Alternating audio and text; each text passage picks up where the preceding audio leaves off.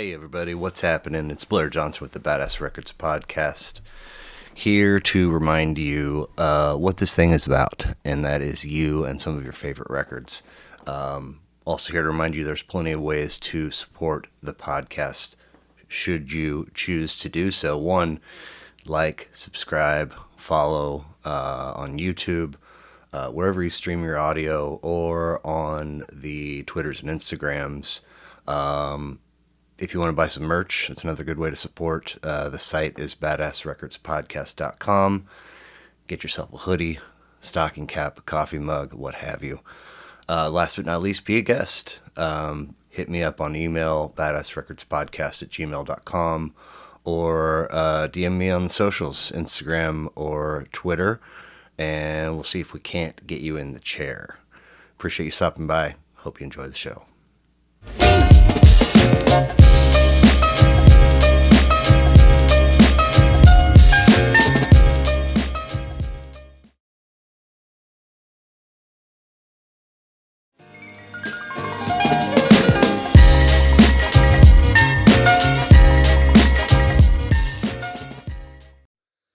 All right.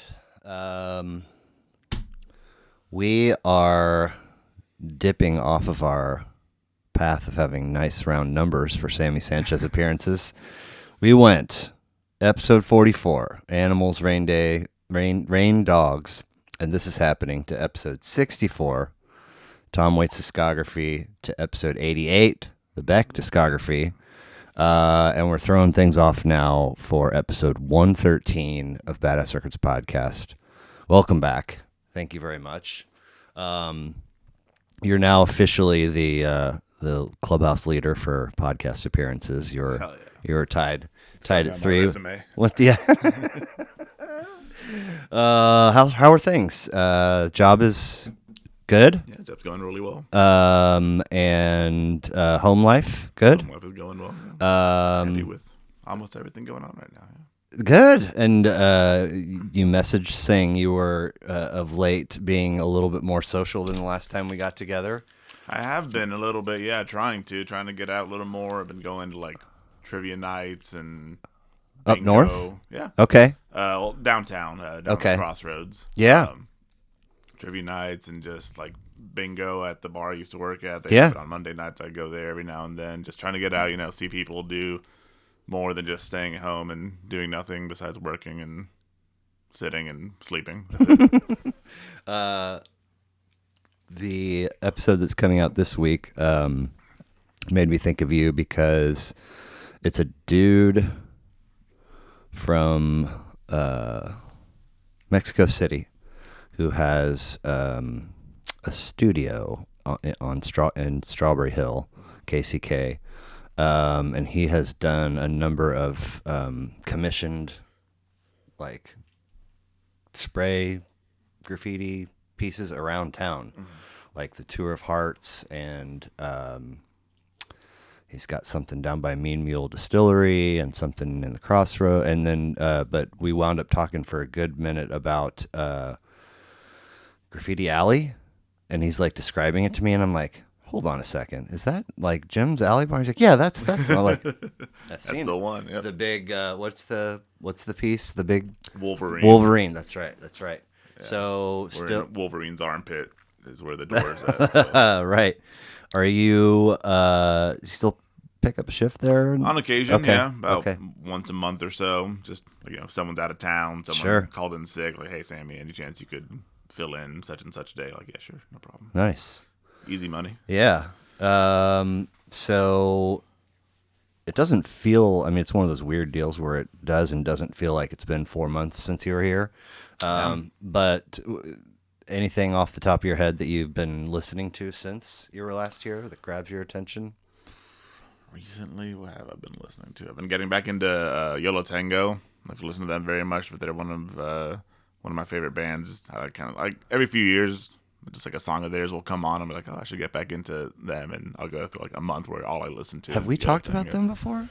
Have we? I'm not sure if we have. Yellow Tango. Yola Tango. Yeah. Oh, okay. Cool. Yeah. I saw them, God, in like 96. 2007. I don't know if the lineup is still the same. Oh yeah, it's been the same. Okay, but it was like it was a small. They were coming up. I mean, they were. It I was think that would have been like right around like Painful and I can feel the heart beating is one. Like those albums were starting to come out that kind of like really put them in the spotlight of the indie scene. I remember just real good fun energy, like hip hoppy, maybe an MC. I think we're thinking of different groups. Really? Yeah. Not sure who you're thinking of. I know I've got a CD of theirs upstairs. If one of us remembers for me to grab it on our way out, Yeah. I'd be curious to see. I want to know. But you dip back in every now and again. They're just a go-to after you've taken a break. Yeah. Them. What else have I been listening to recently? Some Eric B. and Rakim. That came up. Are they touring recently? Oh, I doubt it. I don't think so. No, they've been out of it for a while. They've just been heavy in the circulation. Yeah, I mean, I've been seeing their name a lot. Oh, really? Just on shuffling and here and there. Nice. The new, we probably won't talk about it. Maybe we'll mention it in passing. But the Smile, the Tom York's side group, they released their newest album a month or so ago. And when that first came out, I listened to it quite a bit, and it's very good. Okay. But yeah, I'm guessing we're going to be talking exclusively like the studio albums. Well, I mean, I think as we work our way through the Radiohead discography, it warrants pivoting to his stuff in the Kid A Amnesiac neighborhood, right? Isn't that kind of where he? When he did his solo stuff, like Eraser and yes, Anima, yeah, those were very just electronic heavy, very sparse. I wouldn't say sparse, but a lot of loops, a lot of electronics. But same time frame-ish, right? Like late 90s? Eraser was mid 2000s. Okay. And Anima came out, I want to say like 6 or 7 years ago. I think there was one in between, but I can't remember the name. But he's been releasing solo stuff for a while. Johnny Greenwood, did a bunch of Keys? Soundtrack stuff. Is he Keys? He's multi-instrumentalist. Okay. He does everything. But he's worked on a lot of Paul Thomas Anderson movies. He's worked with a lot of orchestras. Ed O'Brien, the other guitarist, just released his debut solo album 2 years ago, 2 or 3 years ago. Okay. I want to say. Phil Selway, the drummers, he's released a few solo albums. They are very prolific. Are they featuring on one another's stuff at all that you know of, or? So the Smile, which is the most recent offshoot of Radiohead, is Tom York and Johnny Greenwood. Okay. As well as I can't remember the drummer's name, but he's the drummer for a group called Sons of Kemet from the UK. They're a jazz band. How do you spell that, Kemet? Kemet. Okay. I might have seen that somewhere. And it's just the three of them, and it's very, it's similar to Radiohead, but it's very much its own thing, very groovy, very frenetic, some of these drawn out passages. But no, that new album that they released just a month ago, it's their second album, and it is very, very good as well. Nice. What about anything cool or crazy that you've seen in Reddit land? Are you still messing around with Reddit? Just whenever anything crazy pops up on Indie Heads or I mostly subscribe to either the music subreddits or the sports subreddits. I follow football, obviously. But is this ink new from last time? Is this ink new? Oh no, I haven't gotten an ink a tattoo in 2 years. I'm long overdue for a new one. What is? Maybe you've always had long sleeves on. What is that one? Possibly. It says, "Oh Universe, You Stink of Love." It's from a song by Swans. Okay. And one of my favorite lyrics, one of my favorite songs by them. That was actually one of my first tattoos. It's good looking. Yeah, thank you. I appreciate it. So Chiefs postseason, Super Bowl run, all that stuff. Were you dialed in or no? Oh, so I'm not the biggest Chiefs fan in the world. Okay. I like the Chiefs. I don't hate them, but I will definitely say I was rooting for the 49ers this year.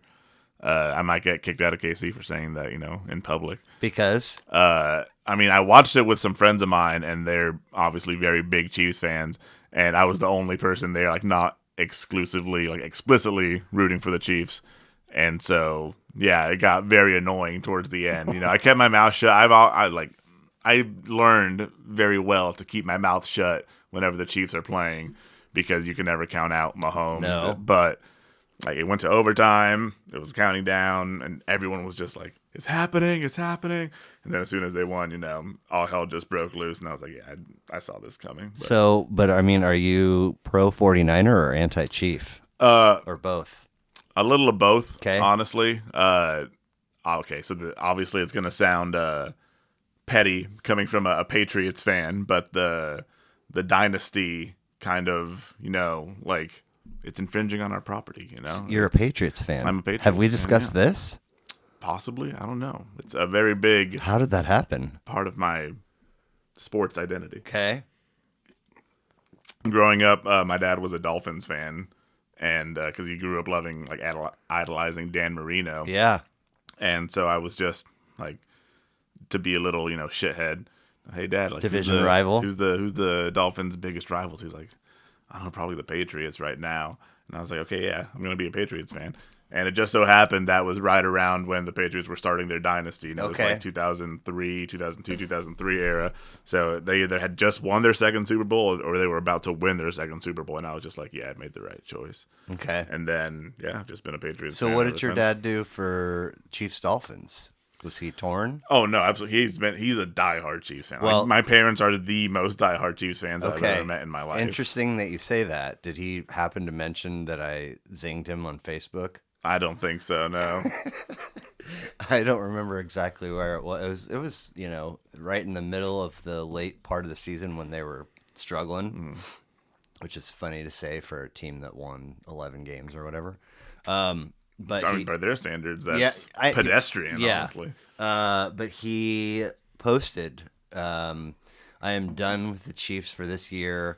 They need to bring in a wide receiver and fire Matt Nagy or else. Also true.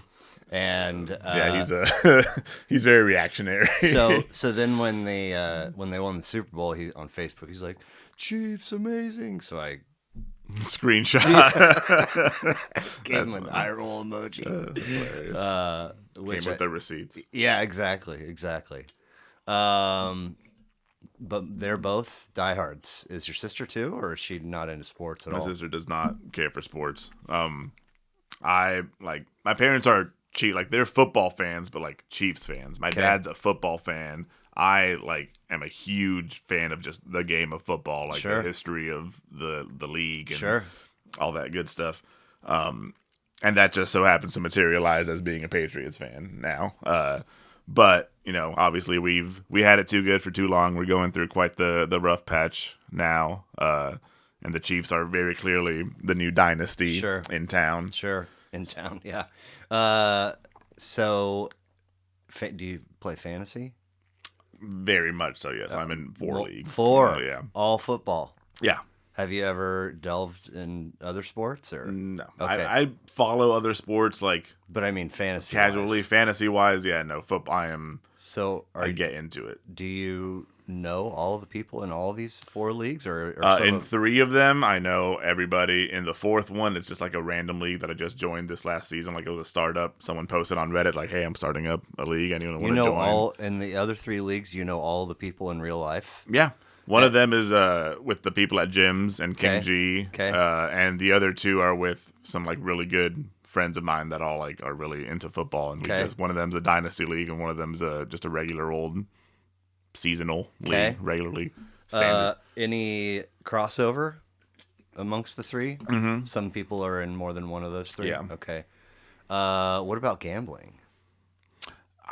Every now and then, for the playoffs, I'll put down I don't know, $50 on just the daily fantasy stuff on DraftKings or Underdog or whatever. I follow a bunch of sports YouTubers and they always have little promo codes that just hey, put in $50 and they'll match it, and so suddenly that's $100 that I can just throw down a little random $5 fantasy leagues for the day. And I've won I don't know, $50-$60 on that, which is enough to recoup, and I'm happy with that. Yeah. I'm not going to be the guy that's throwing down thousands of dollars. I called my sister at the day of one of the Chiefs playoff games for something entirely unrelated. And when she answered, I was like, "What are you up to?" And she's like, "I'm sitting at a parking lot at X intersection in Kansas, so that I can so that I can place a bet." And I was like, Cross state lines. "Yeah, is that so? That's do you have to do that?" So what I do is like the daily fantasy stuff. That's legal. Oh, wherever. Okay. Yeah, that's like much smaller scale. Yeah, the actual like sports betting, like putting bets on like the outcome, like spread betting and stuff like that. Yeah, that's not legal in Missouri. That you got to go across state lines. So they can tell if you try. Yeah, it's location based. Yeah. Wow, that's crazy. Wow. And I mean, how many years have you been doing fantasy?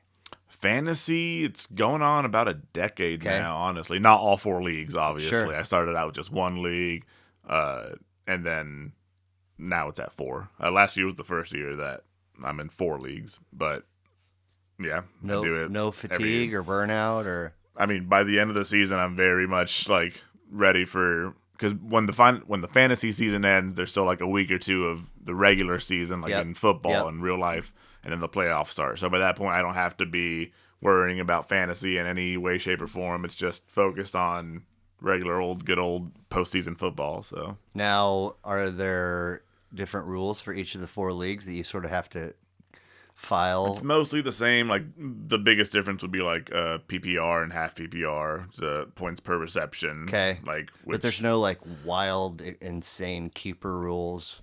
I mean, for dynasty, obviously keeping like the dynasty leagues versus the standard leagues separate, because it's a whole different game essentially. Yeah, for dynasty versus the other, but yeah, you learn to keep track of it. Yeah. At one point, I was in 2, possibly 3 footballs. I did a hockey 1 season. I did baseball for a number of seasons. I've heard fantasy baseball is ridiculous. It was brutal. Yeah. But so I eliminate baseball, eliminate hockey, cut it down to like 2 football, and then down to 1 football. And that 1 football was like, okay, and there was like this 6-page that the commissioner about like keeper and the bylaws. I was like, that's what I needed to break free. Because I think I made the championship game the first year I played fantasy, and then and so I won like at least what I put in back, and then maybe made the playoffs 1 or 2 times across. I just, so every year it was like, oh, the draft is tomorrow, and I have not prepared at all. And then every week is like, oh fuck, I gotta set my lineup, and then like somebody's hurt, right? And like all the other owners have already put the all the waivers on the net, in, and it's just like, so every week I'm just getting housed, and then handing over money at the end. I'm like, this is it's upsetting to me. I have to anyway. I actually won 2 of my the 2 redraft leagues I'm in. I won this past season. Nice. It felt pretty good. Honestly. Good. Yeah. Looking forward to any progress on the launching of the Sammy Sanchez YouTube reaction channel? Not yet, no. Actually, kind of connecting to what we were just talking about, my buddy and I are thinking about starting a football podcast. Oh, cool. NFL history podcast. Obviously, still very much in the talking about it stage, but that would be pretty cool. And then eventually, obviously, I do want to start a music, some sort, like either a YouTube channel or podcast or something. But nice. Yeah, still working towards it. Okay. Still gotta solidified. I know you don't, as far as I know, and I think we've talked about it very briefly, but you don't do a whole heck of a lot of social media stuff. So maybe this isn't familiar to you like it might be for others, but it seems like topics and people and novelties really make their way into algorithms and like a not so recent one that seems to be sort of sprinkling back to the surface is Jason Williams, white chocolate NBA player who played for the Kings for a lot of his career, and he was like really, really known for these insane, like impossible to imagine executing no look passes. Okay. and there's still, and obviously there's a ton of Michael Jordan content, but there's a lot of Larry Bird content that goes around, and it's like YouTuber reactions and TikTok highlight reels and podcast interview clips where people are talking about, how awesome he was. One that I've seen here in the last like week to 10 days is like a lot of Dan Marino content, and it's people talking about like, look at, anybody that has known football for a little while knows that stats wise he was always an outlier. Yeah. His sophomore season, 1984, when he was the first like quarterback ever to throw for 50 touchdowns or for 5,000 yards. Yes. Yeah. And it didn't happen again for another like 20 years after that. Yeah. He was so ridiculously good so early. Lately, I've seen. Can I get you another Modelo or? In a second. Okay, just holler or you can grab it yourself, whatever you. But what I've seen lately is current and retired quarterbacks giving him like Joe Montana. Man, if I got to pick somebody, it's going to be Danny, and like the stuff is starting to like gain traction. And probably in response to all the recent talk of if it's not Brady, it's Mahomes. Yes, like going for the GOAT. For sure. So. And so as a result, I think, or related, something that I think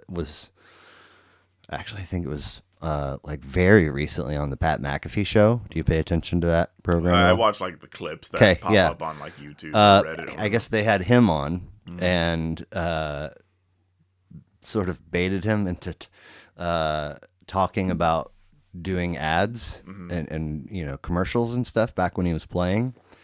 And he goes, McAfee asks him right when he's got him where he wants him, did you ever flub any of those lines? And Marino just drops his head and he goes, go ahead, bring it. And so they pull up this clip. They had it ready to go. Of him. He's like, it looks like he's at a podium for a post-game presser, but it's an ad. And they've just got him reading from the cue cards, and he reads, to me, seamlessly and perfectly through the script. Like, no, that doesn't. And somebody goes, I think you kind of flubbed it there. Let's do it again. And he's like, the fuck you talking about? I didn't flub anything. They're like, let's just do it one more time. And he's like, Jesus fucking Christ, just serious like fire in his eyes and attitude, and like, I already don't want to be here for that. So he does it again. And they're like, okay, we think that one's better. Do you want to rewatch it back? He's like, I don't want to fucking watch a thing back. Send it. So that was how that when McAfee goes, did you ever flub anything? He drops it and he just goes, send it. Anyway, that's crazy that he could, or a player could be, as you said, an outlier and just have that albatross of, but you never, he's always going to have that little side note, like greatest player to never win a Super Bowl. Like, poor guy. Forever. But greatest quarterback, at least. He's, all the players of generations prior, there wasn't cameras everywhere and there wasn't the internet, and so it's like it never even really occurred to me that he could have a fiery tongue or an attitude, or you only see what you saw like on Sunday. Well, he was the first for me in the early and mid 80s. He was always the isotoner man.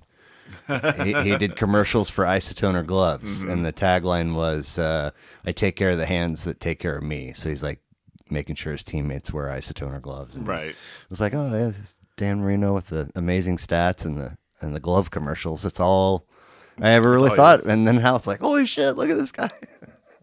And Ace Ventura. Right? Yes, of course. Anything on the horizon, travel wise or otherwise, for you in 2024? I do want to travel. Like, I was just thinking about it the other day, but it's been like 2 years since I actually left Kansas City. Like, I left for a weekend last year to go visit my sister in Chicago when we went and saw LCD Soundsystem up there. Yeah. but before that, like it had legitimately been like since I last left, like for an extended period, like a little short vacation, even just like 4 or 5 days. It's been like at least 2 years minimum. So I'm definitely trying to one of these days, like put in some PTO, take like a week and just like go somewhere. Solo?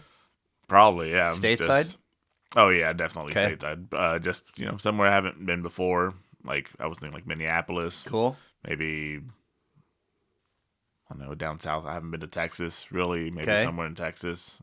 Check out Austin, maybe? Yeah, Austin would be cool. I don't really want to check out Dallas. It doesn't really Nah. interest me. But When yeah. was the trip that all four of you went to the Dominican?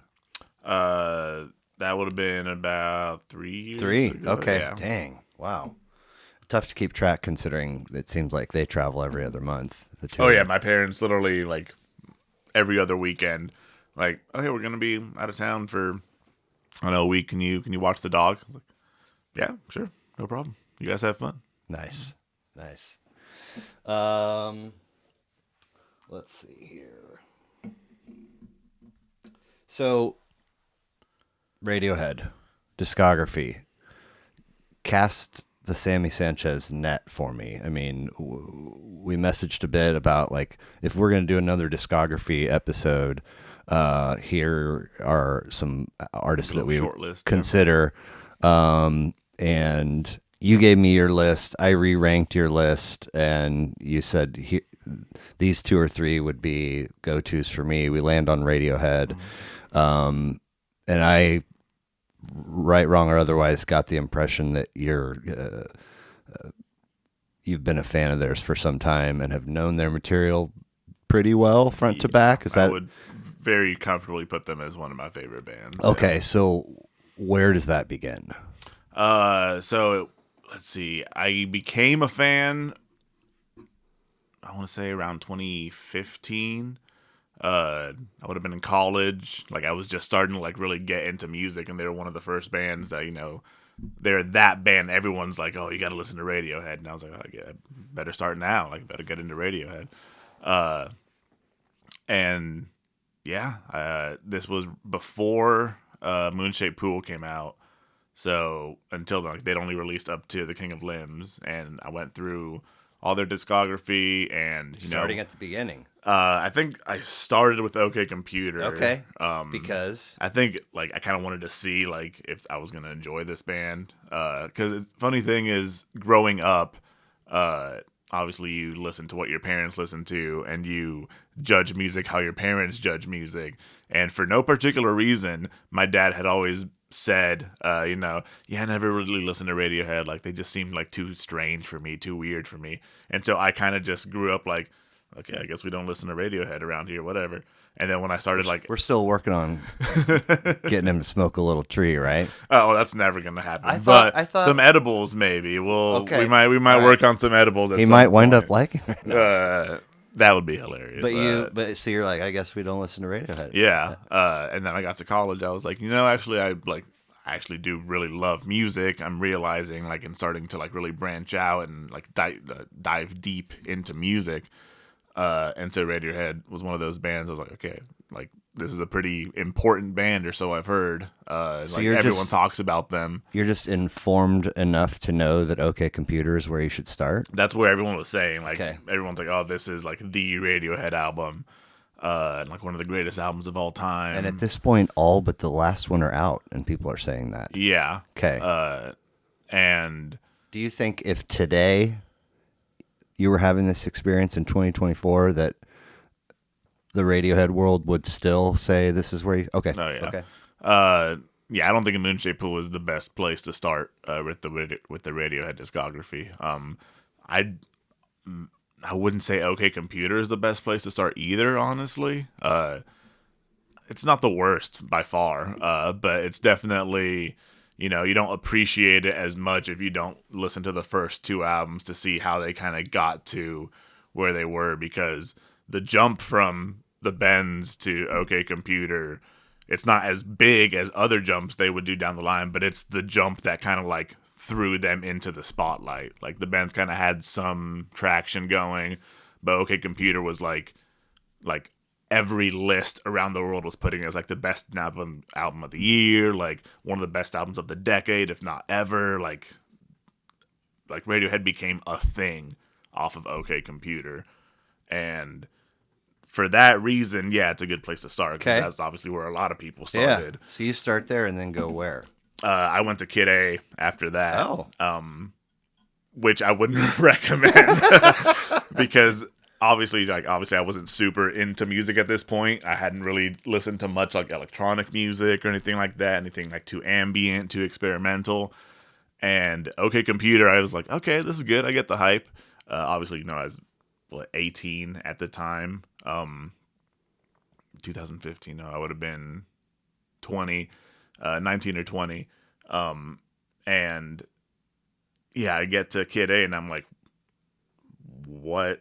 Is this the same band? Am I being punked right now? Like, what the hell? And then I come to find out that that's pretty much how the world reacted when that album first came out. It was like, what happened to the guitars? Like, what happened to the rock music? This is very strange. And so I kind of put Radiohead on the back burner for a bit. But then a few months later, I was like, I'll go back into it and check it out. And then from there, I went from Pablo Honey on forward. But you knew Creep, right? Obviously, yeah. I'd known Creep forever. Yeah. It was on Rock Band, I'm pretty sure. So, as a high schooler or middle schooler or whatever, it would have been like, oh, yeah, this is my shit. It was the So Fucking Special song. I was like, oh, yeah, it's so edgy. But then, I went through Pablo Honey all the way through, and then by the time I got to Kid A, I was like, okay, I kind of know what I'm getting into a little bit. I heard pieces of it before, and like seeing the evolution, like from Ben's to OK Computer to Kid A, it kind of clicked for me. And then from there, Amnesiac, Hail to the Thief, all that good stuff. And just been a huge fan ever since. Cool. So I knew Creep, and in college hosted a radio station, and a friend that was visiting from out of town joined me once and had a list of tracks he wanted to play on the show, and I knew he was all about Radiohead, but he was also always most of us are going like, just for an easy example, in the direction of Led Zeppelin, and he's like as deep as you can get in the Pet Shop Boys discography. I mean, like, just every time you turn around, it's Morrissey, the Smiths. What do you do? So he's like, just Radiohead, and I'm like, whatever. And the track that he chose to play was Fake Plastic Trees, and I was like, fucking wake me up when this is over. My God, it's droning on for, but it fit. It made sense for, and it wouldn't be until a couple of years later that I would discover and ultimately own OK Computer. Mm-hmm. And it became, a staple. And then Kid A, I was like, I don't even think I made it through. I do think that I bought a copy of Pablo Honey, probably on cassette, just to have Creep. Mm-hmm. And once I burned myself out on re-listening to it, I tried to get through the whole, and I was like, I don't know, none of it. You don't have in any of the other, that crunch. Yeah. And so I just checked out, like, not maliciously, but I was just like, I don't think not for me. And I never looked back. Somebody gave me, that same dude, he gave me a copy of the first Tom York Eraser. Yeah, and I put it on. I was like, I don't know what this is. And so I listened to nothing else by them until somebody had In Rainbows on their list for an episode, and that's the only thing that they're like, this album. And it was that would be my choice for the best intro album to Radiohead. One other person had said, if I do an episode, it's going to be 2, and it's going to be Eddie Vedder's Into the Wild and In Rainbows. And I was like, what? Again with this In Rain? Like, I hadn't paid it any attention. Mm-hmm. So when my guy that just did the solo In Rainbow, I was like, oh my God, this is beautiful. Maybe I've been missing out. Say that to say this, I haven't gotten back in there since then, and that was episode 20. So, really, I should say a few episodes ago, somebody had the Bends. I saw that pop. I don't think I watched that episode, but I saw the thumbnail come across and say, "Oh, hey, we're doing that soon." But so revisit for the Bends, revisit ish for Pablo Honey, and then beyond. I mean, I suppose you could say revisit for Kid A, but I don't think I ever even made it through it once, and everything else was first listen. So just to anyway. So Pablo Honey is 1993. 1993, yeah. So they'd been a band for 8 years at this point, roughly. An EP called Drill. Yeah, that came out shortly before this. Do you know it? Oh yeah, I've listened to it. Okay. I mean, it's very proto Pablo Honey, which itself is proto Radiohead. Like, if you look up any list of like Radiohead albums ranked worst to best, like there's a 99% chance that Pablo Honey is ranked as the worst Radiohead album. Do you agree with that? I do, honestly, but not in a sense that it's a bad album. Okay. It's just, what they would achieve on everything else going forward from this kind of just blows Pablo Honey out of the water, in my opinion. Okay. It was very clearly, they were finding their sound. Even though, like I said, they'd been a band for a while at this point, they were only recently, like, really coming together and, like, being serious about the music. Because they started out just jamming, like, when they all met in school. They took a break to all go to college. And then after all that was done, they were like, okay, now we can try this music thing. And then they obviously had a lot of potential. Like, they got a lot of interest from a lot of record labels. They signed a 6 record deal with EMI, like, right off the bat. And they were like, all right, start working on it. And they released Drill. Didn't get a ton of attention in the music press. People were like, oh, it's just whatever, noisy, whatever the crap.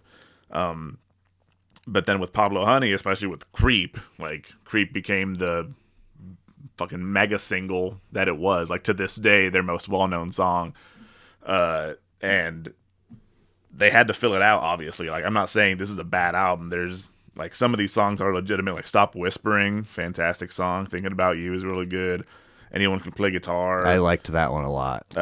Like, it starts off really strong. I think it kind of dies out a bit after that. Ripcord Vegetable, don't really like those. But then Blowout is interesting because it sounds the least like anything else on the album and the most like what Radiohead would start to do, like, down the line. Interesting. Like, a little more bustling, a little more like songwritery, not just like in your face. Like, people would always write off Pablo Honey as being like a product of its time, like the grunge era. Sure. Which I don't necessarily agree with, but it very much does sound like every other Radiohead album from this point on sounds like Radiohead. Okay. I would say, like, they've kind of become a genre onto themselves. Right. Whereas Pablo Honey, it's like, it's a good 90s rock album. Sure. Like, there's nothing bad about it, and I wouldn't say there's anything particularly like amazing about it either. Right. It's just a very interesting you say that, though, about near the end starting to sound like what would become Radiohead. I had that experience in 2 other situations down the line, so we'll see. Oh yeah, they definitely do. Okay. They play with sounds that, like, they'll start fleshing out more coming up. So allegedly, they hired American producers to target the U.S. market for this. Sean Slade, Yale grad and associate professor of music production and engineering at Berklee College of Music in Boston. Damn. And Paul Q. Coldery, also a Yale dude who's done Boss Tones, Lemonheads, Uncle Tupelo, Firehose, Morphine, Warren Zevon, and dozens more. Those were the 2 dudes that, anyway. And, so I would suggest that, Creep has aged really well. Like, I think it's still, yeah. I mean, if you're, I would say it's aged well if you know what other stuff Radiohead has done. Because if you just know them as the Creep band, then it's very easy to write it off as just a one-off, like, but I mean more in the sense alternative rock hit. Yes, but I mean, unless you have burned yourself out on that track, Which, yeah.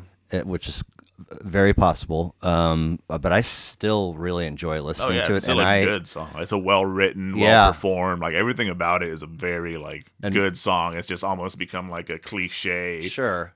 But if you kind of go back to that algorithm thing, like I've had a couple of pockets where I'll open YouTube and there's a new batch of reaction videos for, first time hearing Creep.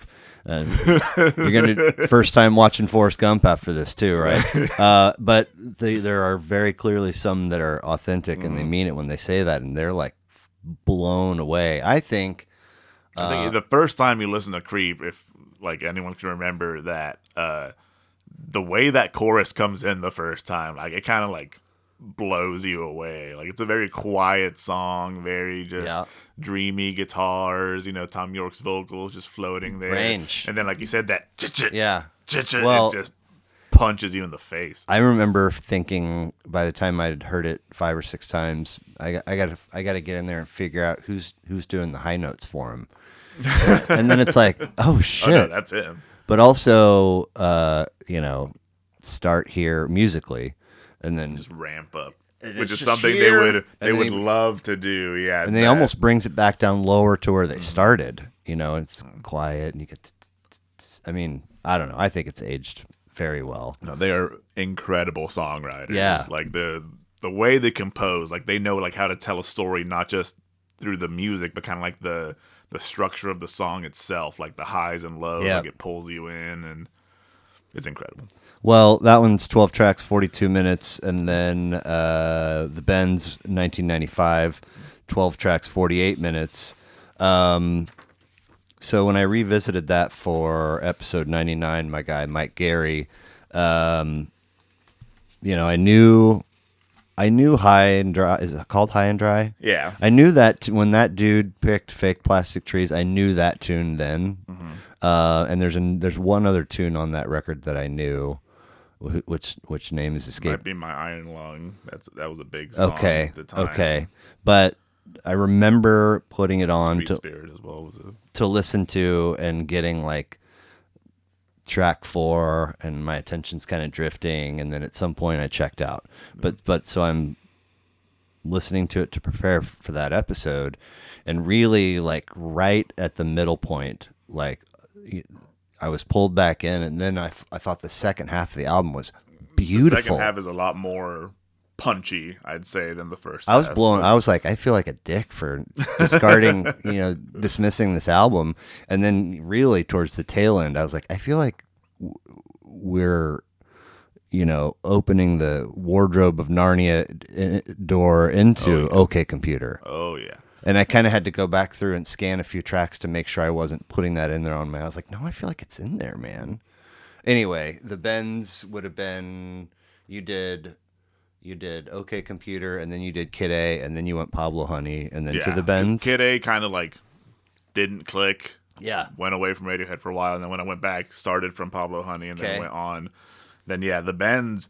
The first time I listened to it, I was like, okay, this is really good. Like I'm starting to kind of get I think so. Planet Telex right off the bat, like this is a very different band. Yep. Like obviously it's the same band, but they're so much more confident. Like there's like the dynamics are so much more impressive here. It's not just, we have a soft song and we have a loud song. We have songs that go through changes and like live and breathe. And not gonna lie, I don't like High and Dry. It's one of my least favorite Radiohead songs. It's a little generic feeling. It's not a bad song. Right, it's just, right after like Bones, just the Bends. Oh my God, the title track is so good. Nice Dream is a fantastic song. Nice Dream is awesome. Like that second half, like when the guitars come screeching in, one of my favorite moments in any Radiohead song.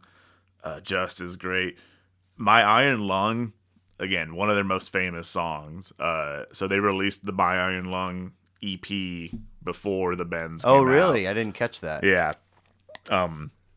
And that, again, didn't really wow. Like, it didn't really make the splash that they kind of hoped. And so they're just like, all right, let's just get the album out of the way. Let's do it. The album ended up being amazing. But My Iron Lung specifically gets, like, I always thought this. I didn't know that other people agreed with me until I looked it up online while I was getting ready for this episode. But I always thought it sounded like Heart-Shaped Box. I was like, this is just Radiohead's version of a Heart-Shaped Box. Really? Yeah. And apparently people online agreed. Is there a like riff? it's the dynamics, like it opens with like that twinkly, like arpeggiated, like da-na-na-na, da-na-na-na, da, and then like obviously Heart-Shaped Box is a little like darker in the verses, but then when that chorus comes in, it's like dun dun dun dun dun, like it's almost, I don't want to say like by the numbers, but it is very clearly inspired by Heart-Shaped Box. Has anybody ever asked them that you know of? I couldn't find like any interviews or anything, people asking them, but I saw like some critics at the time, like when the My Iron Lung EP came out, they were like, it's fine, but why are they just doing Heart-Shaped Box? Like, I can just go listen to Nirvana if I want to listen to Heart-Shaped Box. We didn't think you guys were gonna pick up on that. Right. But again, it's a really good song. Like, as far as like songs that are very obviously inspired by other songs, like it makes it its own. Like they make it its own song. They make it like original in its own way. And then, the ending of this album is just phenomenal. Black Star into Sulk into Street Spirit is just such a great, like, going forward, Radiohead has, like, some of the best closers, like, period. Like, they know how to save the best for last and go out with, like, leave an impression. But, like, that started, I think, Street Spirit Fade Out is their first, like, Radiohead closer. Okay. Like, it is so, like, it's bustling, but it's also dreary, and it's, like, it's just got this, like, energy to it that you don't really get from other songs on the album. It's like very frantic and anxious. Whereas like the rest of the album's anxious in like a personal way, like I'm anxious. Street Spirits Fade Out kind of builds into the ideas that would really come to fruition on OK Computer and Kid A and Amnesiac, which is like, no, it's not just me. The world is an anxious place. Like, stuff is getting weird. Like, this is the mid to late 90s. Like, we're getting into some weird shit, like, as a species. Yeah. I have a quote from Tom a couple records down the road that says that very thing about roughly. But something that's occurring to me right now for the first time, I'm a little embarrassed to admit, is that the album cover art for the Bends has always been very, very appealing in a mysterious way that I've never been able to put a finger on. And I'm realizing right now that it's because it doesn't have necessarily anything to do with what I think of when I think of the Bends, coming up from a deep dive. But it almost looks like a character from OK Computer. Honestly, like a paranoid robotic android, all the not drinking as much, all the weird sort of robot-y kind of things that. Anyway, like just a little like uncanny valley, like it's humanoid, but yes, it's also not. Yeah, I've always interpreted it as like, obviously the Bends, like you said, is coming in from a deep dive, and then that's kind of the face you make when you get that first gasp of air coming out of the water when you're sure you're like shit can about kill you to though, drown. right? Exactly, yeah.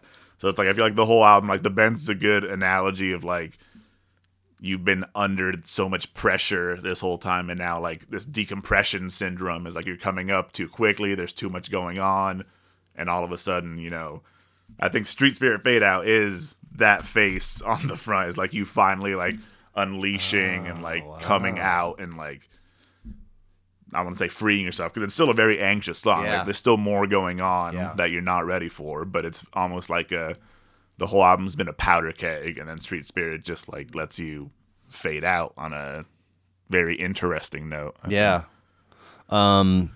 So, I had that experience with trying out, air quotes, Pablo Honey, and then having the reaction I did to Fake Plastic Trees and kind of not really giving the Bends a chance. And then in 99, so OK Computer's 1997, number 3 for them, 12 tracks, 53 minutes. I had a rough stretch, like winter through summer, just a rough, go. And at some point, right prior to that or right in the middle of it, became an owner of this album, and it like almost single-handedly got me through. I mean, it was just on mostly because I mean, it's evoking in an emotional way that I don't think I've ever experienced with music before. And it's still like I still can't pinpoint.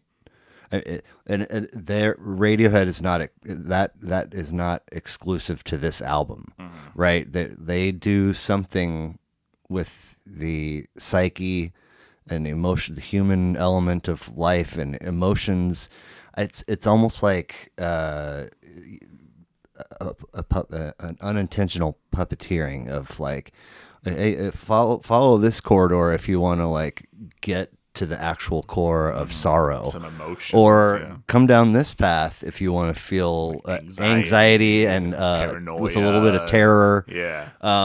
So I mean, you know, I don't know where I would rank it all time for records for me, but it is up there. And this is your jumping off point, and you're like, okay, I get it. Moving on to the next. Yeah, I definitely enjoyed it the first time I listened to it. I was like, no, this is really good. But it wasn't until like later on, like after it sat with me for a while, and like I listened to it like with a few months in between. Like the first time I listened to it, then when I went back and went through the discography, like it definitely clicked. Like it continues to click to this day. Like every time I listen to it, I was like, yeah, no, this album has not like outstayed its welcome in the slightest. This is still like one of the, like, it deserves all the praise it gets. I wouldn't say it's my personal favorite Radiohead album, but like it's just splitting hairs, honestly. Okay. Like from here on out, like again, there are no bad Radiohead albums. From the Bends on, it's just like unbroken chain of banger after banger after banger after banger. And OK Computer kind of like I said, it was their explosion onto the scene. And it's just, yeah, you just go through the track list and like it's weird, honestly, like listening to it now, it's weird that an album this strange became the hit that it did. And I think it speaks to like what you were saying, the fact that they really get to the heart of what people are feeling, like the stuff that they can't really put into words. And so this album came out at a time when, you know, this was 1997. Like the world was entering, you know, the new millennium. This like kind of Y2K is exactly on the horizon. was coming up. There was all this, you know, paranoia. Like there were a bunch of wars going on in the Middle East. There was like the rise of like the internet was coming on. .com boom. Exactly. And it was just, you know, a very tense time. And Radiohead somehow managed to take like so many disparate, you know, feelings and emotions and ideas and just like mush them together. Here's 40 something minutes. Enjoy. Yeah. And they nailed it. Like it is, again, a weird album. Like literally just listen to Fit or Happier on its own. And you're like, this is skip. not, that's a skip. I have no idea what's going on right now. I enjoy it more in concept than like, I will skip it on occasion. I listen to it most of the time. I just like it. It's so eerie and it's such like a perfect fit for the album. Electioneering, I think it's kind of like a little, it's not a bad song, but it's kind of like the most run-of-the-mill song on the album, I'd say. Just very like jangly guitars, like in your face. My other skip. Yeah, but then, you know, it starts off incredible, the whole album, Airbag, into Paranoid Android, which is like this proggy, almost electronic, like almost like symphonic not suit, what's the word I'm looking for? Sweet, not suit. It's like, it's basically a prog song in that sense. Like it just goes from phase to phase to phase and like just piecing all these ideas together and makes it work so well. Exit music for a film, which like single-handedly gave Muse a career. Like that, and Muse's entire discography can be summed up by that song. Right? Who is this? Muse. MEWES? MUSE. Oh, okay. Yeah. They're a alternative rock band from the UK. They always get labeled like a Radiohead wannabe band. I don't agree with that. But then you listen to like I listen to Muse. I grew up listening to some Muse, so I listened to them before I listened to Radiohead. Oh wow! And I'd always heard the Muse are just a Radiohead clone, and I was like, I mean, I haven't listened to Radiohead, but Muse sounds pretty like, I can't picture another band doing what Muse does. Right. And then I listened to OK Computer. I was like, oh yeah, no, I see it. I definitely see it. Have you listened to Greta Van Fleet? Led Zeppelin 2.0 or 0.5. Yeah, exactly. Not Yeah. not 2.0, Yeah, 0.5. I'm not the biggest. But some fair amount of folks like dug them. Yeah, I think it's just a nostalgia thing. It's like a new band doing what Okay. the old bands used to do, just not nearly as good, but rose So- tinted glasses and all. But Safe to say that at some point this record held the favorite Radiohead slot for you, and then it was. I mean, by default, when I first listened to it, I was like, oh, "It's the only album I've listened to, so Yeah. it's my favorite." But then after Kid A, I was like, "Yeah, no, still very much OK Computer." And then after Pablo Honey and the Bends, and then listening to OK Computer again, I was like, "Yeah, no, this is still my favorite." Okay. Again, like the other three, we'll talk about Kid A in a second. Yeah. The first two, I think, they are very good rock albums. Pablo Honey is a very good rock album. The Bends is a fantastic rock album.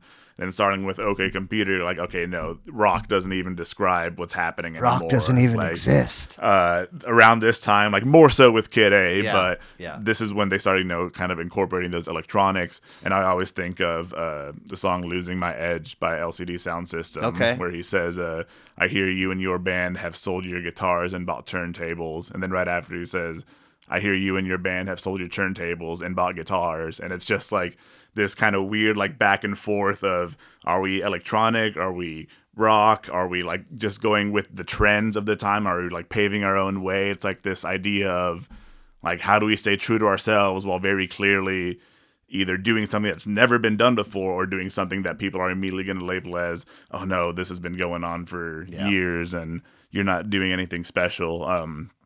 No, OK Computer, I think, is very much a singular achievement, like a perfect fusion, I'd say, of like electronics and just like pure rock, mostly on the rock side. Like, it's a very good electronic influenced rock album. I think in one of our episodes, maybe the first one, we talked briefly about the notion of a successful record sales-wise will make your next record probably top sales of that successful, even if it's not. Just because the hype is carrying over, So I remember, being relatively fresh in the Radiohead world 2 years after this comes out. I remember being aware of the hype of Kid A, and so 2000 it comes out. It's their fourth, 49 minutes, 10 tracks, no singles, no music videos, few interviews, few photo shoots.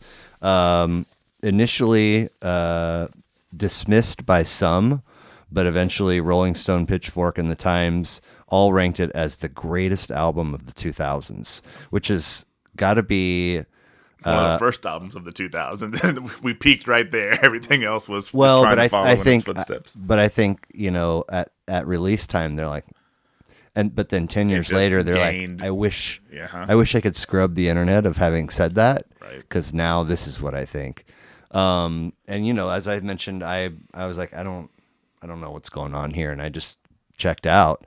And you had somewhat of a similar experience. I but think I made it through. I think I got to like Tree Fingers, and I was like, I just don't think this is for me. Which is a shame, because going back to it now, like, spoiler alert, I think this is better than OK Computer. I think this is right up there.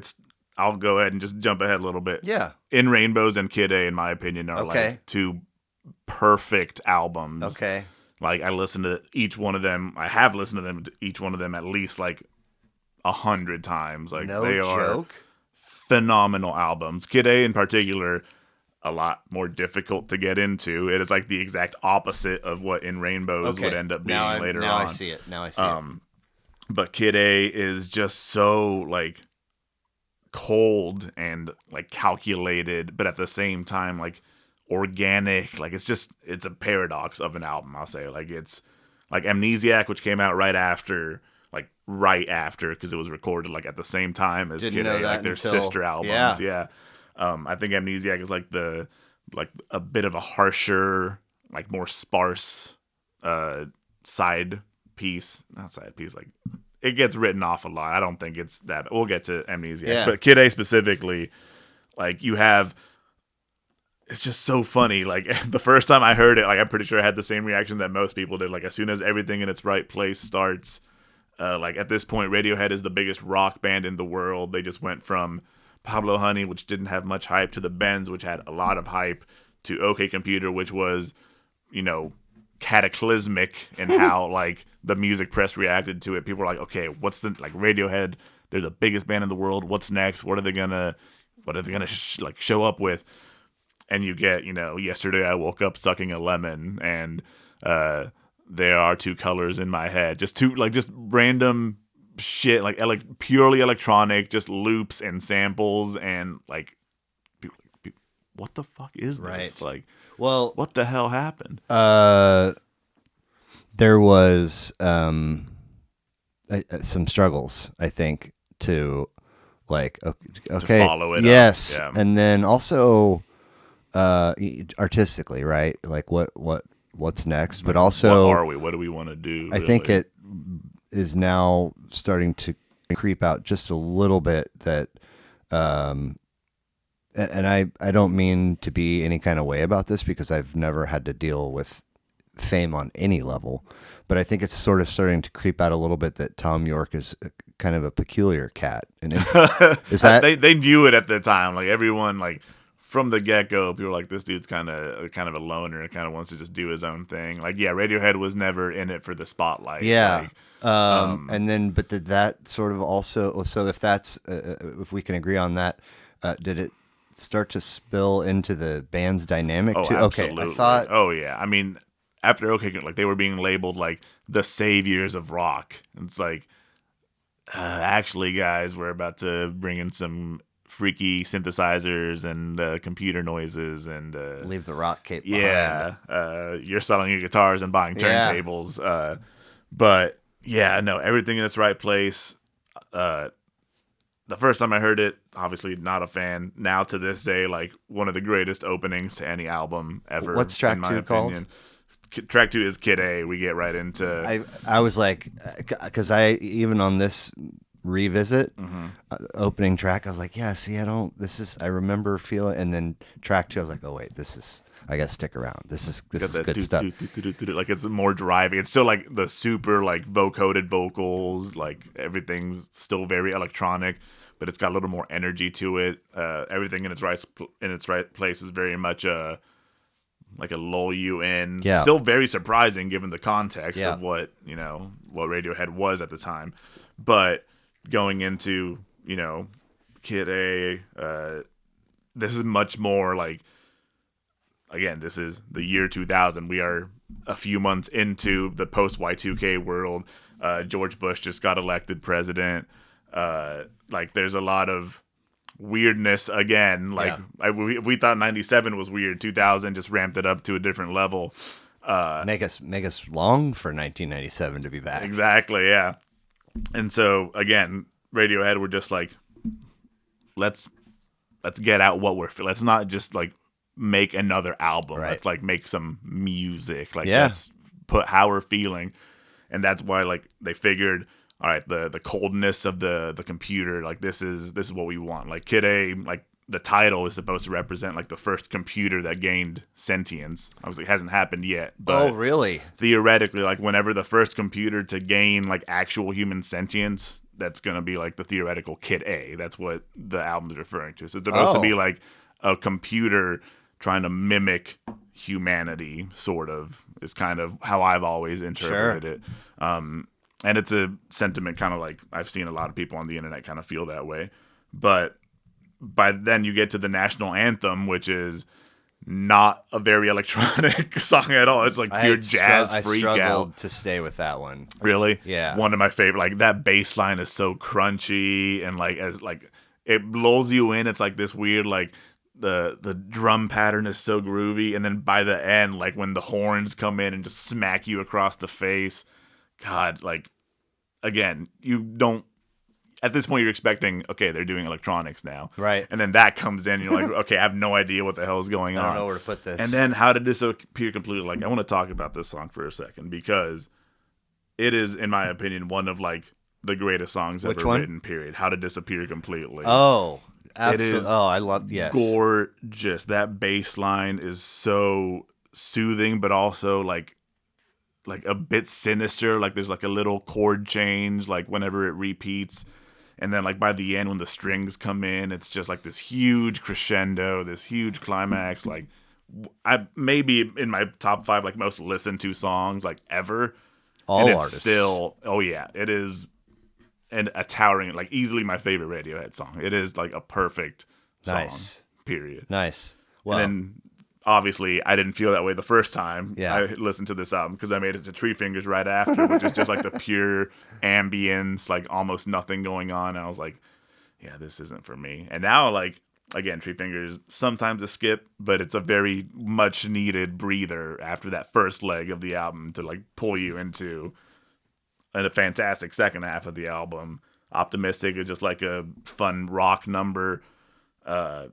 In Limbo, another like little groovy interlude piece, and then another just closing run that just destroys everything in its wake. Like Idiotech, one of the most paranoid songs ever. That's a song like when I first like really listened to it, like it scared me. Like it was like a pretty harrowing experience. Just like those repeated vocals, like the Ice Age coming, Ice Age, like women and children first. Like it's just this sense of panic. Like we're not scaremongering. This is really happening. I was like, oh my God, this is really happening. Like we're all gonna die. Morning Bell, beautiful song. And then Motion Picture Soundtrack is, again, running that gauntlet of Radiohead closers, and Motion Picture Soundtrack is like one of the very best. It is so heartbreakingly beautiful. It is, and there are a decent-sized handful of occasions where my affinity for the track title, How to Disappear Completely, what's the one you just said?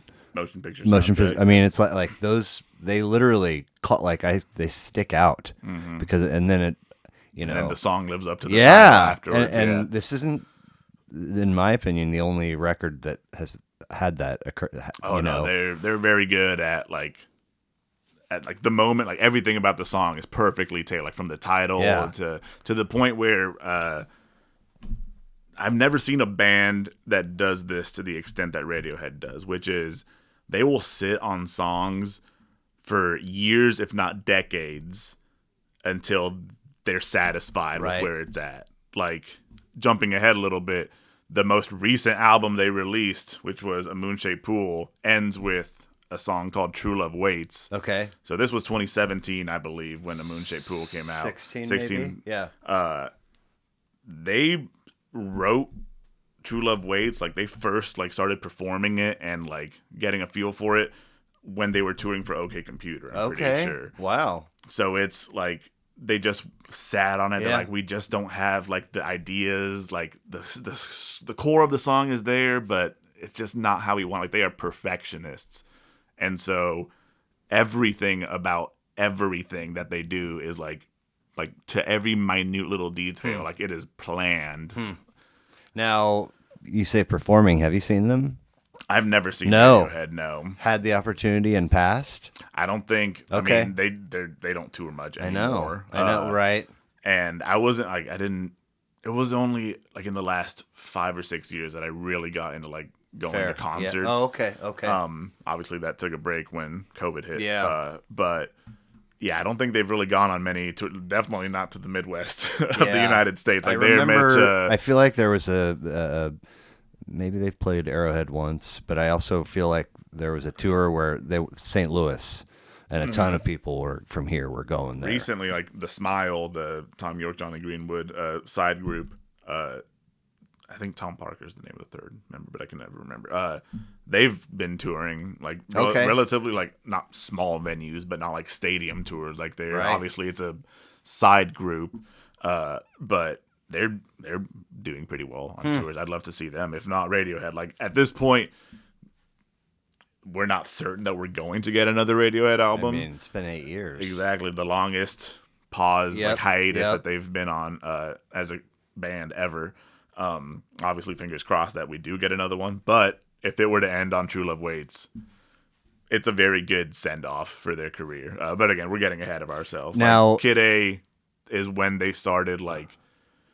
Yeah, we're not rock. Like, we're just Radiohead. Yeah. We're doing whatever Yeah. the hell we want to do. You're along for the ride or you aren't. We're not following any trends. We are, like, setting the course for what people are going to be doing for a while. now, when I have talked to folks that have seen them, I mean, it's almost like universally folks are some form of speechless. Like, oh, you want? How was it, dude? And I've heard. it's fumbling for words, and I'm like, really? Like fucking the Kid A guys? What? You know? I'm kidding. But I was mean, sucking a lemon, guys. Like, yeah, seriously. yeah. But I mean, I've never like asked somebody and they've been like, yeah, it was all right, Yeah. or it was, I probably won't see him again. It's always, straight. One of the greatest shows Yeah. I've ever seen. Yeah. I'm like, God damn, like fucking, you guys should tour more. It sounds like, if but I'm sure it's exhausting to put on that like intensive of a show that everyone is like blown away by night after night. Well, to your point, I read something, and this I think will come up again in just a minute. They're working on insert 2000 chunk of 2000s somewhere in there. They're working on material for an album, and they like are struggling, and can't, allegedly Tom York can't finish the songs that he's started, and so they just fuck it and they go on tour. And then he says, that's what we needed to go on tour in order for that to happen. Yeah, that's a lot of bands, that's how they try out new songs. Like, see how the band reacts, see what parts are like, okay, we can actually like work on this a little bit. Which, yeah, that's how, like, when Kid A was being recorded, if I remember correctly, like, they were dealing with all that pressure. Yep. Tom York was like going through like writer's block. Like, Yes, they were yes. really struggling. And so what they did was like kind of just threw expectations out the window. Like, I'm pretty sure like one of the processes that Tom York used when he was writing the lyrics for this album was just like little scraps of like little snippets of like sentence fragments that he would come up with that sounded cool, and he would just write them on a piece of paper and throw them in a hat, and then he would just like pull them out randomly and like, okay, how can I connect this to this? Like, what can I work with here? And that like really opened up. It was like a very impressionistic album. Like, it's like even the cover, like very icy, very jagged, very like it's supposed to make you feel like, oh, this is not going to be like an Not easy safe, listen. Yeah, but also beautiful. Exactly. That's the thing. Like, you are in for a ride. Like, it's going to be a very chaotic ride, but you are going to walk out of this like, oh, I just experienced something. Yeah. Like, it is like Radiohead gets a rep for being like pretentious these days, but it's like, I hate that term. Like, I hate that word when used to describe music. Musicians, like, yeah. art, I don't think like can naturally be pretentious. And even then, I feel like you have to be more specific. Like, people just use that as like I'm writing it off because I don't understand what I'm listening to.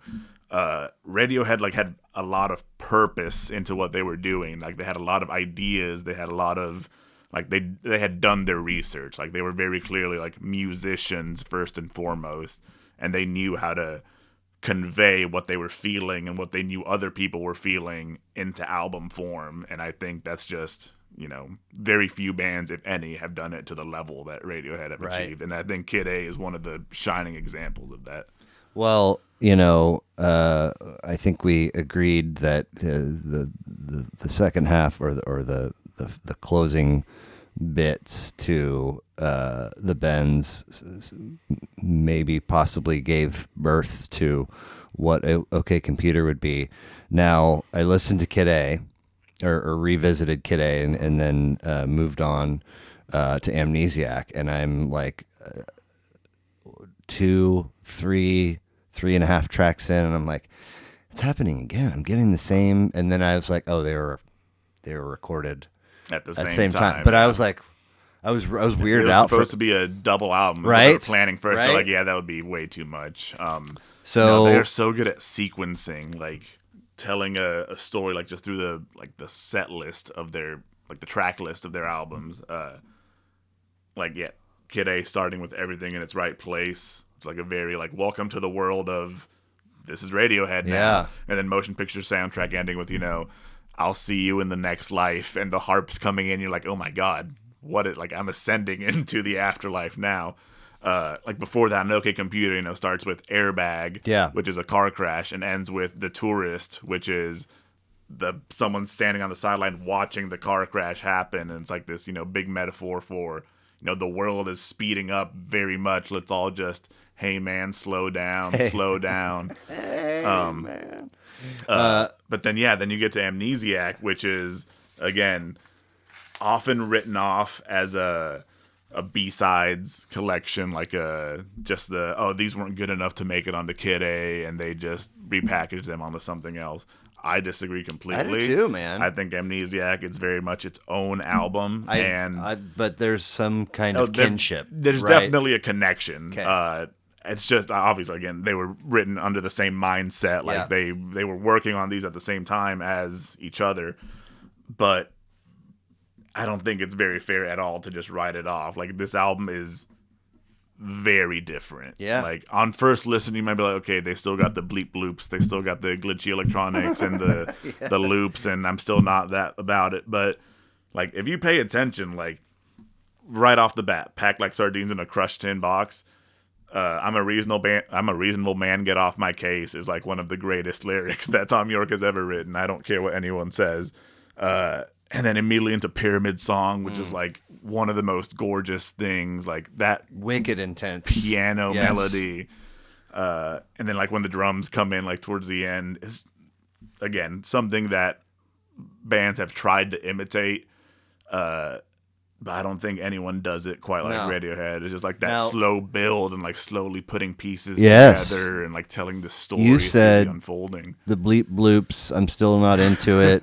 But if you pay attention, and I wonder if there isn't some awareness on his and their level to deliberately be challenging and say to get really where we're coming from. Yeah, you're gonna have to pay attention. This is not a passive listen. And if you don't, then you're not gonna get it. Yeah. Like, we're telling a story here. Like, we're trying to convey something to you, which something we didn't talk about at the beginning. The name Radiohead. So initially they were called On a Friday because they would always practice on a Friday. No shit. And then when they got their record label, when they got their record deal, EMI was like, you got to change your name. And so they changed it to Radiohead because there's a Talking Head song named Radiohead, and they really loved that. And I think I read I didn't like save the quote or anything, but I think it was like Ed O'Brien or Johnny Greenwood or one of them was saying that they chose Radiohead because it kind of conveys the idea of like, you are receiving all this information like at like a radio transmitter, like a radio receiver, and it's just coming from all sorts, and sometimes like you can't like de-scramble it, like it's just so much coming in. And then I've always thought of it as like not just like the coming in, but like radios, I always think of like, like a stereo, like a music radio, like putting music out. So like put that together, it's just like you have all these ideas coming in and you're making music out of whatever you're getting.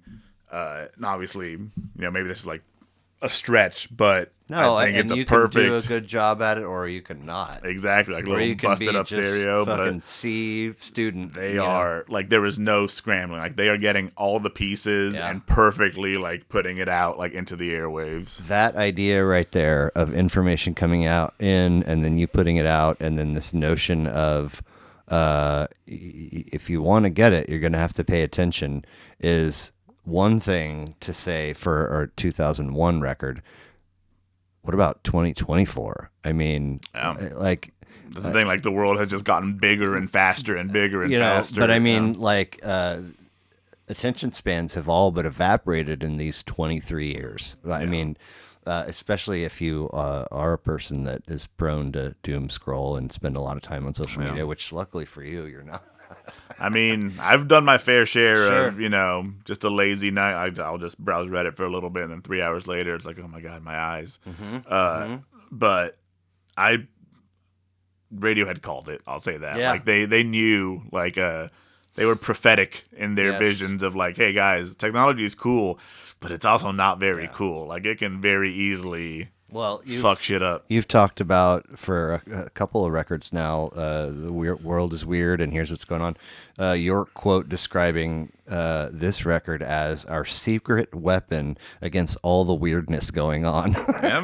Fighting fire with fire, fighting yeah. weirdness with weirdness. But like to talk about the music, like I don't think it's quite as enjoyable, I'd say, as Kid A, in my opinion. Not to diminish it at all. Like it still has some of the best Radiohead songs ever, but it's songs like Hunting Bears, I don't care much for. Okay. The Amnesiac version of Morning Bell, I think, does not even remotely compare to the Kid A version. I didn't even make the connection that. They're the same. They're the same song, just with different. God, and I wrote, oh no, I didn't write it. Orchestrations. For that. That's why. Yeah. Oh yeah, because it's already on the cover. But besides that, no, like. I had a Pyramid Song as my and then Knives Out. Knives Out is really so good. And then I Might Be Wrong, that like guitar riff, it's almost like Western, like don't. Yeah. Like it's groovy, but like it's got this twang to it. Dollars and Cents is very like in your face. And then Life in the Glass House, like again, ending the album with such a what the hell is happening right now moment. Like that trumpet just like blaring through.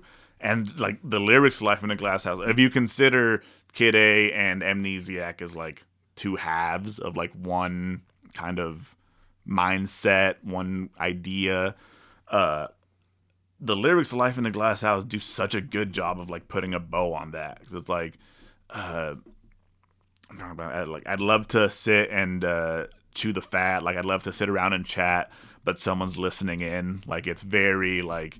And there's this crazy trumpet wailing in the background. It's like, oh my god, closing track. Yeah, it's like the world is ending. That's a known trumpeter that they brought in. Yeah, I didn't know this. I looked that up. He was like already in his 70s or something when this was. And was he like, recorded. I don't know about this, and then he got there and was like, oh shit. I think what I read was like his granddaughter or someone had shown him like OK Computer, and he was like, okay, maybe I would want to work with these guys. Okay. And I guess like the recording sessions were a bit tense because Radiohead, you know, they're perfectionists. Like this is the sound we want. And I guess it took them a while to like kind of figure out what they wanted. But I think like, again, closer or not, Life in a Glass House is one of the best Radiohead songs. Like it's so haunting and it's such a good encapsulation of all the ideas they've been building. Like even starting with OK Computer, like just the paranoia and like the world is heading towards a technological nightmare. And yeah, it's crazy. Like, it had been a while since I'd listened to Amnesiac, honestly. Like before I went back for like doing like listening for this episode, it had been a while since I've listened to it all the way through, and I kind of like had remembered it as being much more electronic than it actually is. Like in my mind, it's just another like it's a Kid A follow up. Like sure. It came out less than a year after Kid A. Like they were very much doing the same thing. I think this is a much more like simultaneously like harsher record than Kid A, but also more like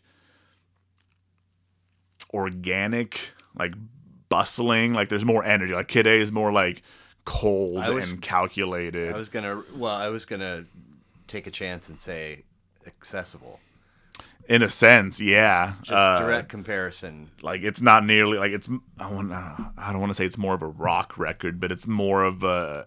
It is more accessible. Okay. Like the grooves, like the song structures aren't nearly as, you know, obtuse, right. I'll say. Like it's a lot more linear, like Pyramid Song, a very organic song that is kind of like builds and builds and builds, whereas on like back to Kid A, it was a lot more like, you know, everything in its right place, doesn't really build. It kind of just stays on that. Yeah. Kid A, same thing. Morning Bell, same thing. Like they build a little bit. Obviously, that's not counting the national anthem and had to disappear completely in songs that actually do build like crazy.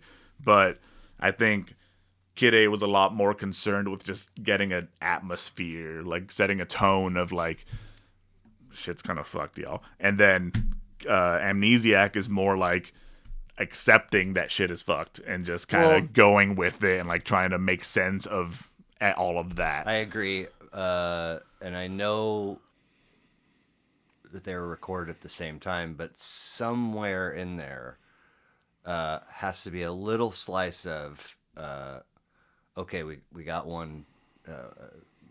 Kid A is, is the record to follow. Okay, Computer, and okay, like That's out of the way. Yeah. Now we can go back to just being Radiohead. Yeah. that. Yep. And I know that's a tough angle when they're recorded the same, but I think that they did a good job of like separating it yeah. between the two albums to Yeah. make it very much seem like Yeah. and again, this is in no way just a simple follow up to Kid A. They were recorded at the same time, they were written at the same time, but through whatever genius you want to call it, they are two very distinct, very complementary albums. Like, they accentuate each other very well, but they each have their own personality, like their own spin on this like weird, like apocalyptic vision of what the future was kind of like rapidly racing towards, as it felt like at this time. Yeah. I want to pause real quick and jump in the restroom. So we get 97, 2000, 2001, and then a little bit of a pause to go to Hail to the Thief in 2003. 6 of 9, 14 tracks, 56 minutes.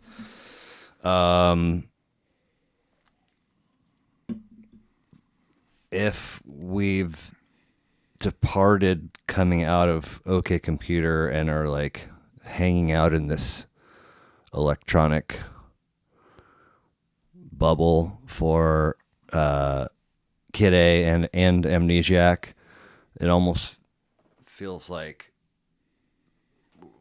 we left for the journey, but realized we forgot something and went back, and that was a little bit of rock. So we threw that in the mix and then hit the electronic road again, and somehow the two things are, I don't know if they're melding. Maybe at least in parts. I saw a quote that said, "There's no Radiohead more vitriolic than this one," and it seems to be heady and political, and definitely political. I don't know how to, like, I know that I missed a ton in one listen, because this is a first listen for me. So if you can take the lead on this one, I mean, it seemed it's a monster. It was, it's burly. Yeah. Okay. Good. And you're a pro, and I'm a rookie. And so I'm glad that pro, well, you know a lot more about him and are much more far as it's alternate titles for all 14 I was about tracks. to say, like, they really stepped it up for this one. I think I'll just go right off the bat and say I do rank this lower. If I were to like rank out my rankings of the Radiohead albums, this would probably be middle towards bottom middle. Some phenomenal songs on this album. Also, I think a little bit of bloat. Like, at this point, it's almost like take away like 4 or 5 songs on here and you have a fantastic album. Really? Even with the songs, it's not like they're bad songs. It's just kind of meanders a bit. It kind of loses its way. Oh, I just said it. 14 tracks. So 56. You're saying, like I said, this is their longest album, and it feels like it. Like, you can tell. Absolutely. Again, not a bad album by any means. There's no such thing as a bad Radiohead album. Pablo Honey's the closest they got. And that was, it was their first album. Like, they were just coming onto the scene. They were like, oh, wait, we can actually make music. Right. All right, let's do it. And then the bands from then on, they were just like, we're not looking back. This is kind of the first point where it felt like, for me personally, that Radiohead kind of wasn't innovating in a sense. It's almost like start with The Bends, which is just a really good rock album with like a lot of influence to it, you can tell, to OK Computer, which is starting to like really push the limits of what a rock album can be defined as. For sure. to Kid A, which is just not a rock album at all, to Amnesiac, which is even more like out there and undefinable. Then you go to Hail to the Thief right after, and it's almost like it's not that they didn't try on this album. It's almost like they were saying, all right, we've pushed the envelope enough. We kind of just want to toy around with what we've been working on for the past like several albums, rather than like going somewhere new. Sure. We're just going to elaborate on what we've done, like combine like the rockier side from our early years with the more electronic side. And again, there's a level of like that's impressive on some level. Oh, very much so, yeah. Like being that confident, like we don't need to keep doing what we've been doing. We're fine. Like we're good enough to just and we do don't what we want to do. Keep redefining ourselves either. Exactly. We are Radiohead at this point. Like you either love us or you don't. Like, get the fuck over it. Right. And again, I think they nailed it for the most part. Like this is a very good melding of all the Radiohead sounds that had come before it. I just think it could have benefited from a little bit of a shorter, like a little more focus, I'll say. But again, right off the bat, 2 + 2 = 5. Fantastic opener. Like very in your face. Like it starts. I think if I remember correctly, it starts like that little plugging in sound, like the and then right into the dun dun dun dun dun. Like I mean, I'm not. It's like a buckle up kids moment. Like this is gonna be. And a I long feel like one. it sets the bar high. Oh yeah, and then the rest of the record, I'm like, what? It's a good album. It is, but yeah, 2 + 2 = 5 is a fantastic opener. One of the best Radiohead songs. Period. Right into Sit Down, Stand Up, which is a trip to say the least. Like very like it lulls you into like a sense of security. Like very like I don't know if it's like a vibraphone or something in the background, like do, like very eerie. And then that second half comes in, just like the crazy, like, and the rain drops, and the random, just like all like frenetic and hell. I was like, okay, this is gonna be a very strange album. It kind of like goes in and out from there. Swim to the Moon, I don't think or Sail to the Moon, I don't think is their strongest song. Backdrifts is good, I think, but not great. It just like it meanders for a bit, but then We Suck Young Blood, I think, is probably the weirdest Radiohead song, one of the weirdest Radiohead songs. I love it. I think it's like a very unique, like obviously it's vampire allegory or metaphor, but they do a good job of making it feel like a vampire song. Like those creepy hand claps in the background, they just kind of feel like they're not doing like you just picture the people doing these hand claps are like zombies. Like they're kind of offbeat with each other. Like, and then the gloaming is great. They're there is one of my favorite Radiohead songs. That's a good one, it is and I thought fantastic. It was fantastic.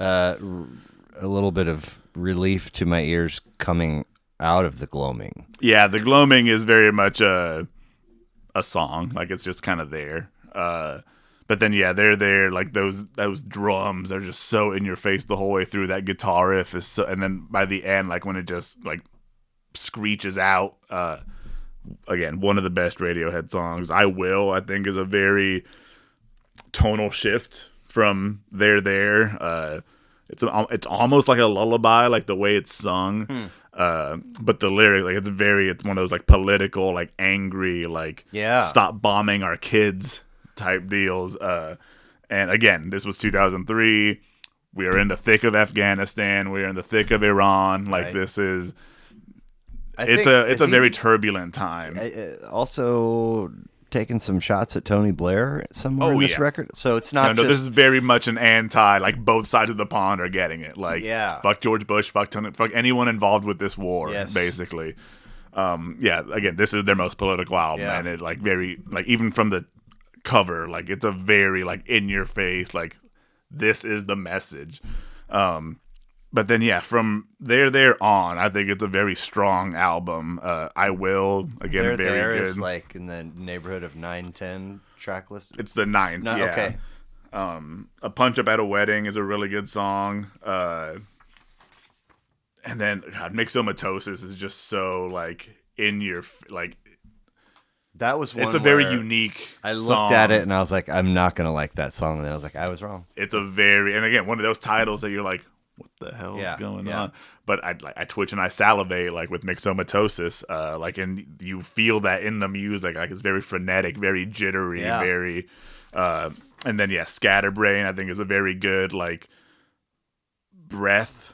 Like it's still an anxious song, but going from myxomatosis, which is like a very like punchy rock song, like electro rock song. Not absent of anxiety.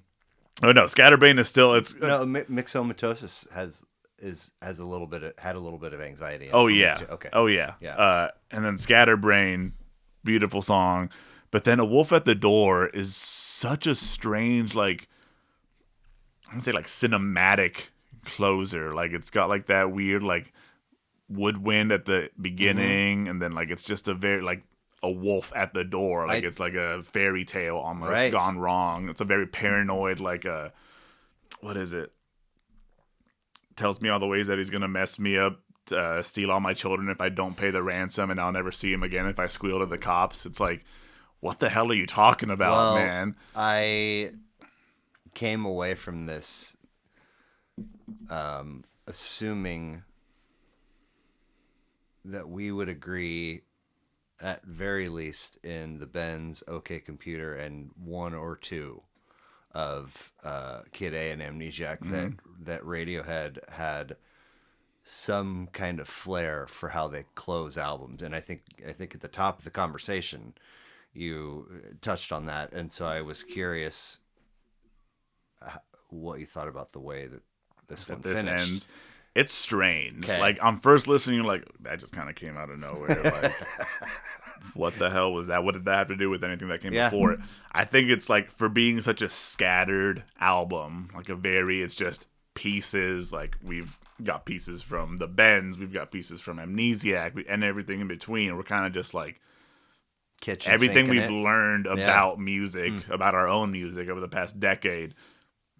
We're throwing it in here, love it or not. Like this is the beast that we want it to be, and I think Scatterbrain being the second to last song on the album very much puts you in that sense of okay, maybe there was a method to the madness. Like I'm also scatterbrained after all this, like whiplash back and forth, and then Wolf at the Door is just so paranoid and so like a fairy tale ending, like a very dark fairy tale ending, which is like.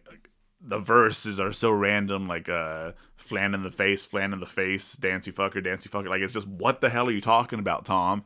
But in context of the album, it's very much like I don't know what I'm talking about either. Like no one knows what they're talking about. We're all just very angry and very confused. But also, it's dangerous out there. So exactly. Like Life in the Glass House that ended the last one. It's like I'd love to stay in chat, but. Some like they're listening in, like someone's listening in. This one's more of like they're not just listening anymore. Like they are stealing our children, and they are like at the door. They are going to bust in here any second now. So it very much leaves you on a oh shit, everything is not okay. Right. Like the last few albums have been like a like a very abstract kind of fear, like technology and all these like very big terms. Future. This was like, no, this is happening. Like there's war going on. Like people are getting blown up while we're writing this album. This is not this is around the corner. This is here. And we're not okay with it. And we need to get that rage and frustration and confusion out somehow. I think they did it in a way that only Radiohead can. Yeah. Which is very like, it's not as angry as you'd expect like a political album to be. Like it's not as roaring in your face. And it is very angry. It's just not like it's not like a punk album. Like if I think of like a political album, I expect like punk, like Anarchy in the UK or something like that. Sure. Or like London Calling, something that's very just like, in your face with it, kind of snarling. This is much more reserved and like, no, there's just too much going on for us to really process all of it right now. So we're just going to throw everything at you and hope that you can kind of go on this journey with us and see where it takes you. Well, I think there's also,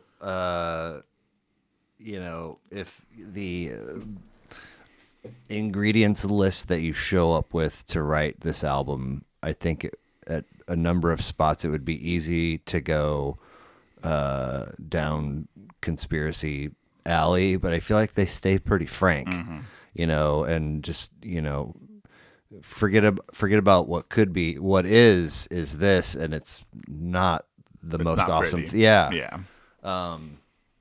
It's like it's almost like we were worried that it would be like the computers that killed us. It's actually no, we're just killing each other. It's so much worse than we could have imagined, honestly. Yeah, I mean, shit. Well, I'm excited to take, I think, one of the biggest leaps so far from 03 to 07. 7th of 9, 10 tracks, 42 minutes in Rainbows. I mentioned my buddy Kyle from episode 20 had this and only this on his list, and the other friend did too.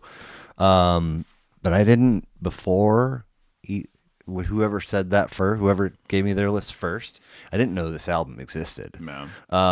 And when my buddy from episode 20 was on, he talked about a documentary that like came out at the same time or focused heavily on the recording of it. Do you know what? Have you seen this? Yeah. He couldn't stop raving about how amazing it was. No, I think I watched like when I first listened to In Ray was I need to digest all of this. It's been a while since I've watched it, but I do remember. Yeah, this was a much more relaxed. So, Hell to the Thief, which was their 6th album. The 6th album of their record deal with EMI, which they had signed before they even released Pablo Honey. And so I think if I remember correctly, they were considering doing a new record deal, but EMI got bought out by like some venture group, like some capitalists. And they were like, nah, we're good. And independently released this.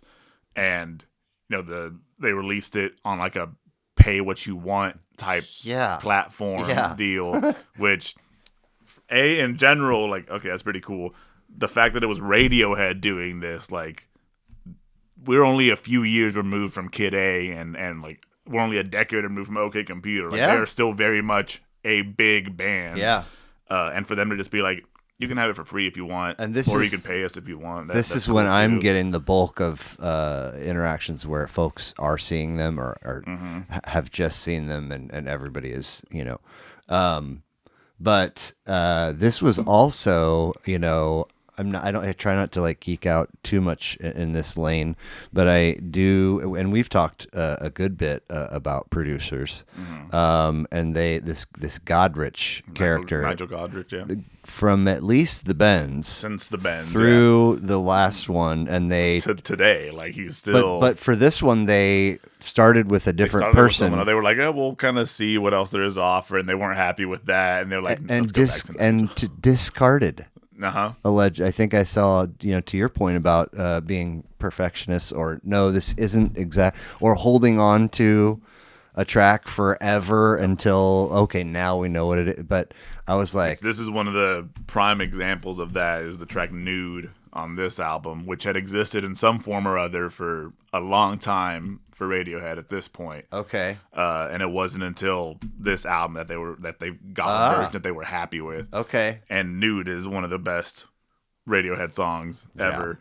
But yeah, getting into it, they were free, if you will. They were like 6 albums in, done with their record label. They were a few years removed from all the anger and the paranoia and all that good stuff of who are we supposed to be? Exactly. What are we supposed to do next?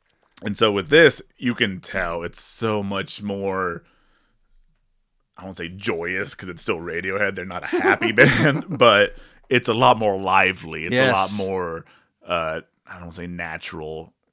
It feels good. It makes you feel better than any Radiohead album before. Because the Radiohead album before were not interested in making you feel good. They wanted to make you feel anxious, like scared, the world was. Curious. Like, it's like, we're not trying to like give you rose-colored glasses. Yeah. We want you to see it on its hideous glory.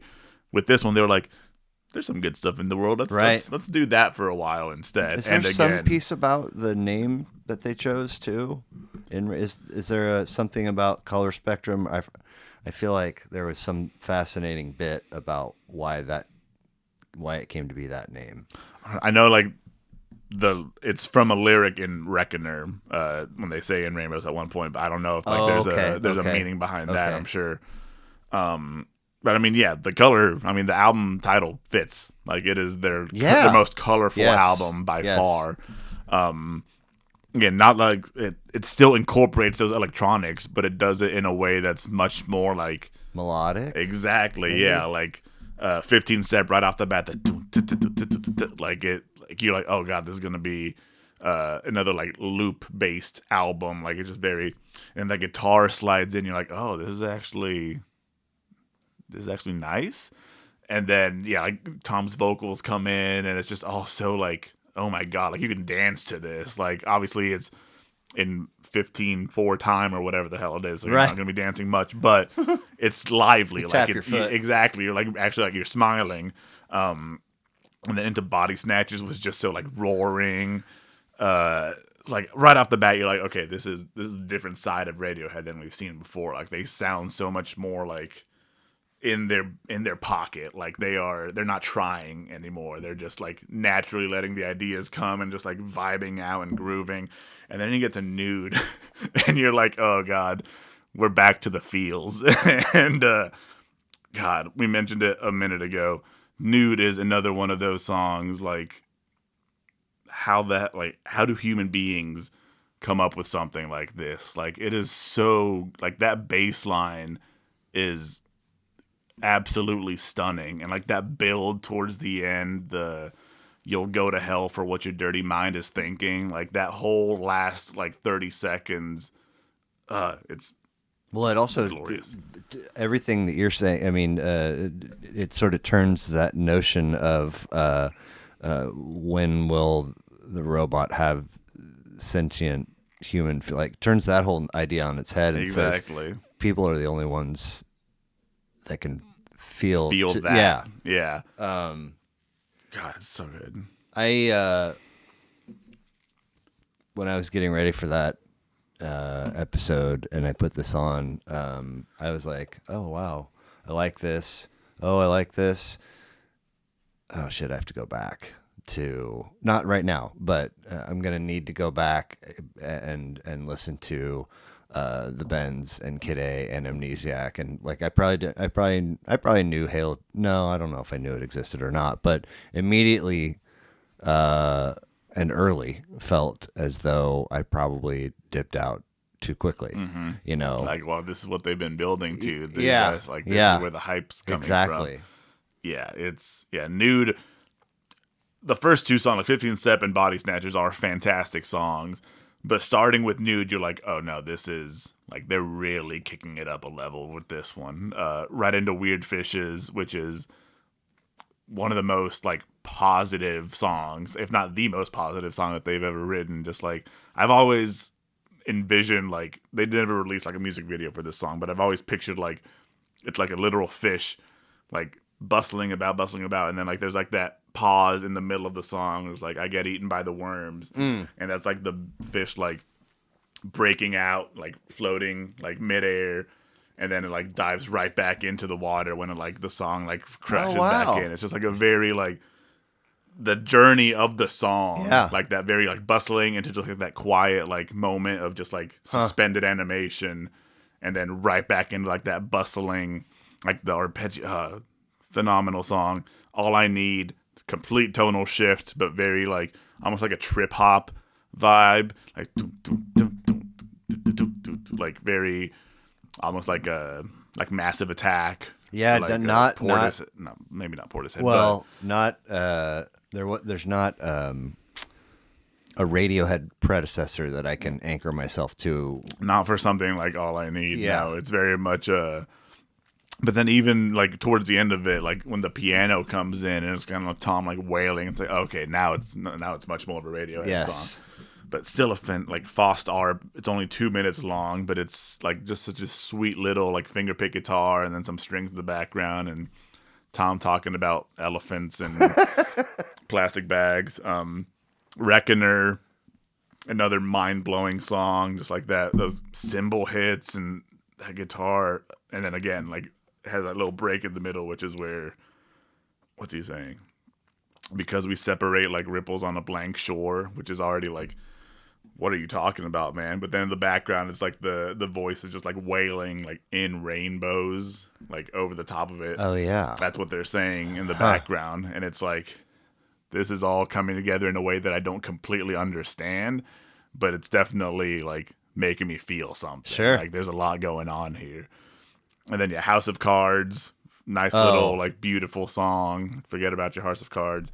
Jigsaw Falling Into Place is like, funny enough, like it's a song about like drinking and having a good time out in the clubs. That kind of like fits for Radiohead. Like I feel like often when bands try to do something like that, like a more accessible song, like something about like just like a very common mundane activity or whatever, it's whatever.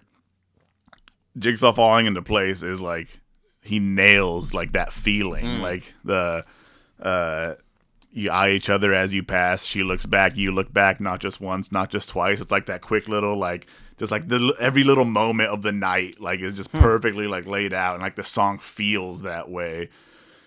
And then you get to Videotape, which not only does Radiohead have a reputation for having great closers, they have a reputation for having sad closers.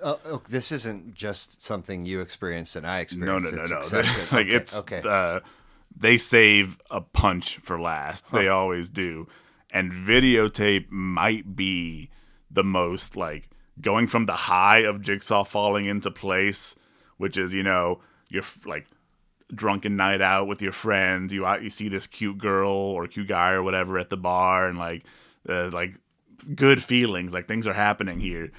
And then Videotape, which is just, this is one of my good days. This is one for the videotape, which ends up being like this metaphor for, when I'm at the pearly gates and I'm looking back on my life. Wow. This is the videotape that I'll be looking at.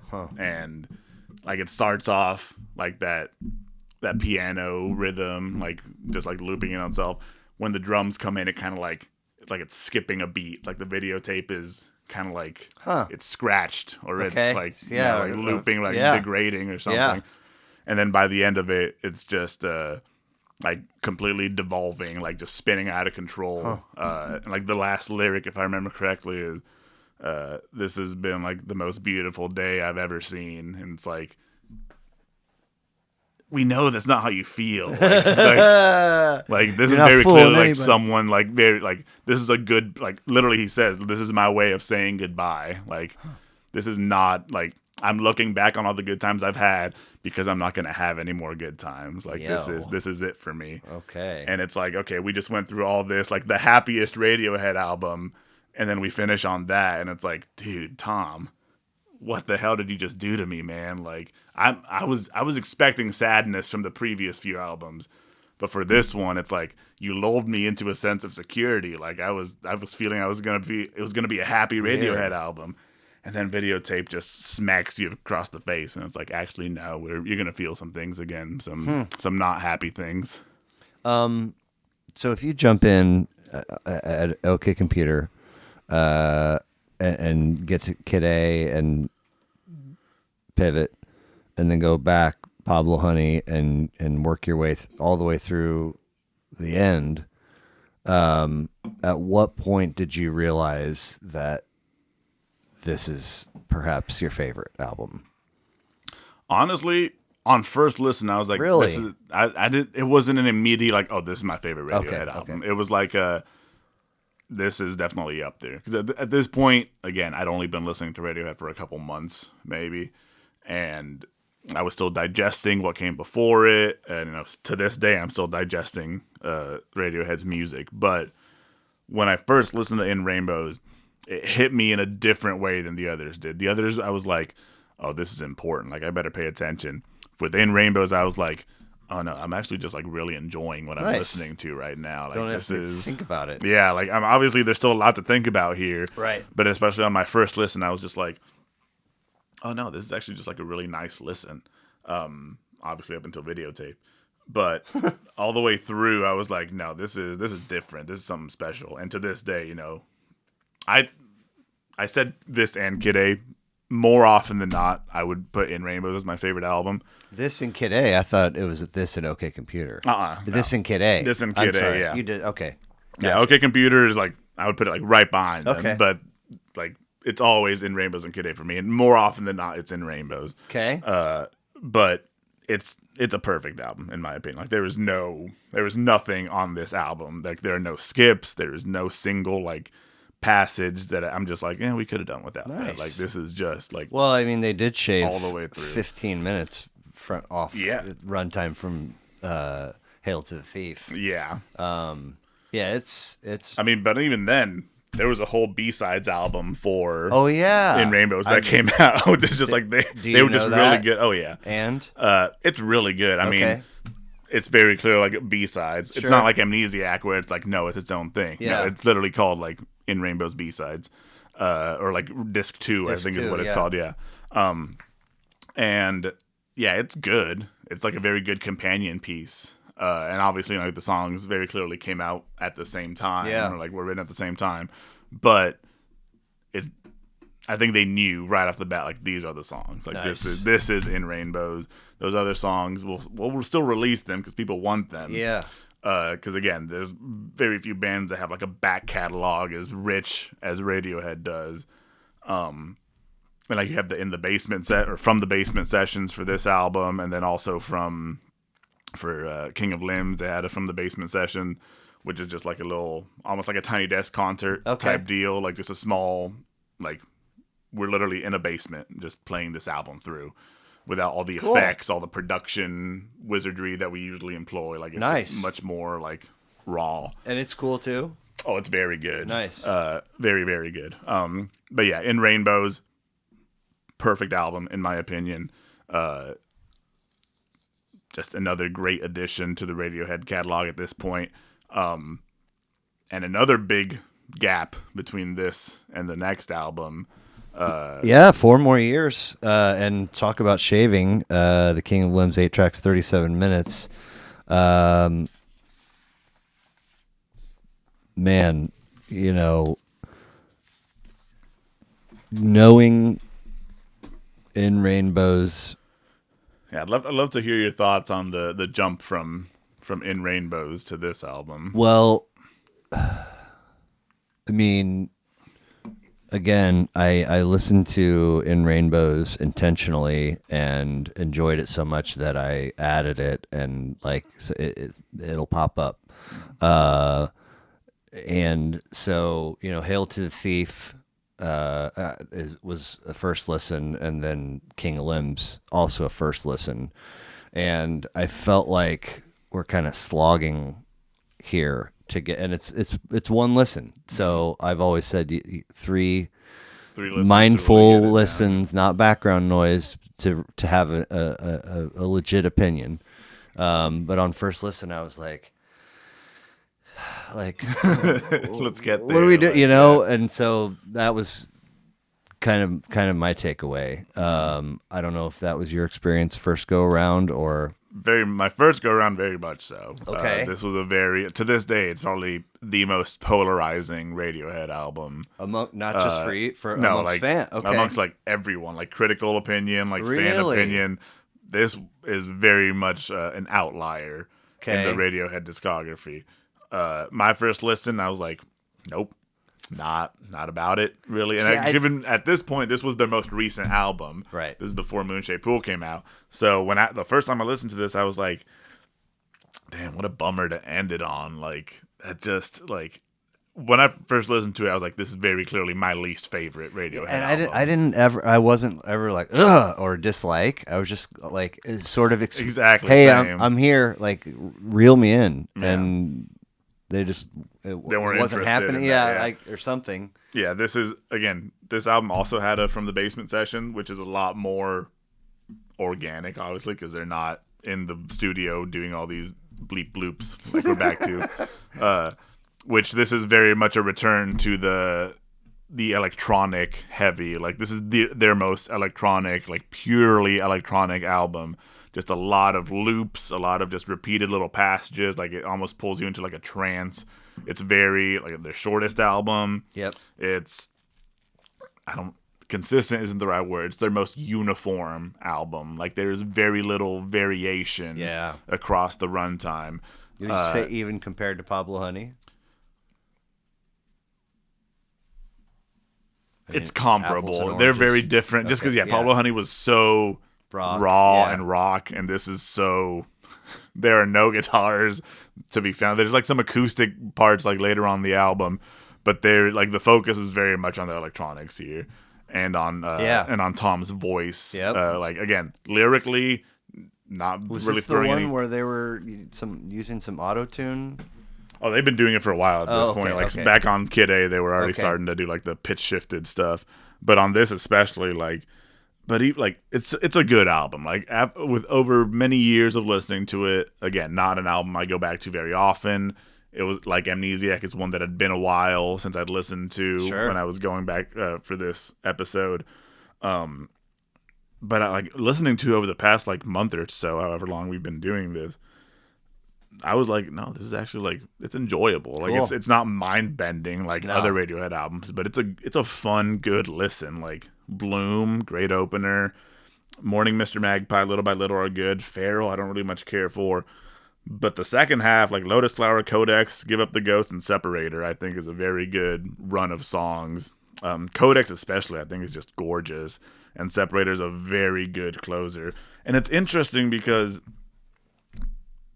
despite being their most electronic album, if you do look at the lyrics, if you do like pay attention to it, there are a lot of references to nature and to like human interaction with nature, like Bloom, Morning Mr. Magpie, Lotus Flower, stuff like that. And then I'm pretty sure Codex, like the lyrics are all talking about like jumping in a lake. And then like Give Up the Ghost, I'm pretty sure has like birds chirping in the background as like part of the instrumentation. Like it's a very interesting mix of we're talking about nature, we're appreciating nature through a very non-natural medium. Like now, to this point we've had 0 lineup changes, right? To this day, like the 5 they started with are the 5 that they are today. So has stuff from the emotional, mental frustration has all that angst, has that stuff dissipated by this point, or is it still present in a It's mostly that they've come to terms with it at this point. Like with albums like OK Computer and Kid A, it was like guys, listen, like we're fucked. Like everyone please pay attention. Like things are not okay. By the time King of Limbs came around, it's more like things are still fucked, but no, but I mean internally for them as a band. Is it still dicey or are things? Oh no, fine? I don't think it was ever. It was more just like especially after OK Computer came out. That was the big turning point. That was but nothing really of that magnitude. Yeah, since. It was never like I'm gonna leave the band if we don't go in this direction type deal. It was always I feel like I was coming across lines. Kind of spotted across where it's like there's talks of breaking up, or at some point someone suggests maybe you guys should break up. I think they're like, from what I understand, they are best friends. Like they have always been. Like, Like they, Tom and I think Colin Greenwood, the bassist, they were in the same grade. Like they all went to the same school. They all met at the same school. Like Tom and Colin were in the same grade. I think Ed and Phil were like just a year above them, and then Johnny was just like a year below them. It's like they were all like they all knew each other. They were all friends, and then like they just like let's just start a band. Let's start doing music. And then like when it came time to like, do you want to start actually doing music? Well, let's go to university first. Let's see if this is really what we want to do. And then they all went their separate ways. And then came back like, actually, yeah, it is music. That's what we want to do, like with each other. Great, like you could individually, they're all talented and creative, extremely right? talented. Weird that grade school friends would stay friends, and also they all have through all talent. the stardom, through all the but also like if you take your average group of 5 grade school boys. The fact that they're all like world-class musicians. Maybe one has enough talent to get something happening, but 5? That's wild. Oh yeah. I can't think of many bands that have had that, such a steady, stable lineup like that. And like from what I understand, like they still collaborate with each other. Tom and Johnny doing the Smile, but again, there's no like animosity amongst them. Like even when after OK Computer, and they're like, what direction are we going in? Right. It was still like they were all still involved in the process of that. It's like almost like they all came to an agreement. Like, no, this is the direction we all kind of do want to go in. Like screw the just being a rock band. Like we're gonna do Kid A and Amnesiac, which is just completely out of left field, and then we're gonna go back to more rock stuff with Hail to the Thief and Rainbows, and then we're gonna switch like hard back over to the electronics with King of Limbs. Like screw you, we just do what we want. And again, any lesser band, it would be very easy for any member to just be like, you know what, screw you guys, I'm out. I'm gonna do my own thing. But again, like at this point, they're already releasing solo stuff. Like they're branching out, but they're also like they know that they can come back to Radiohead as like a base, like this will always be here. Now, I don't think that you and I have discussed this, but perhaps we have. I've not necessarily getting ready for this, but I feel like previously I've seen the label psychedelic rock applied to them. I've also seen it, and perhaps even more so, applied to Wilco. And then I've seen a lot of comparisons in the form of, either Wilco just really wants to be what Radiohead is, but for America, or America really needs to have its Radiohead, and they're putting it on Wilco. Like these, and I'm like, I guess on an abstract level, like I see that. Really zoom out, like close your eyes a little bit, tilt your head to the side, like. But I came across that comparison and the psychedelic rock label more than once for both of those things, and both times I was like, a little bit of a chin scratcher. Yeah. Psychedelic rock is not a label I would put on either band, truly. I do kind of see the comparisons around, because when did Yankee Hotel Foxtrot by Wilco came out? I want to say like 2001. So by this point, OK Computer had been out for 4 years, and it was like that very much a rock album with some electronics sprinkled in, like kind of like spicing things up, but it was still a rock album. Like at its heart, at its core, it was a rock album. Yeah. When Yankee Hotel Foxtrot came out, like 2001, I'm pretty sure. It wasn't as rock. It was an indie album. It was like much more like calm album, but it still had that like the electronic like Paranoia kind of thrown in there. Okay. I'm Trying to Break Your Heart, the first track off Yankee Hotel Foxtrot, like it starts with that choo, like the electronics kind of like buzzing in. And then like later on, Heavy Metal Drummer, so like that bit, like that programmed drum beat. And there's just like all sorts of tape loops.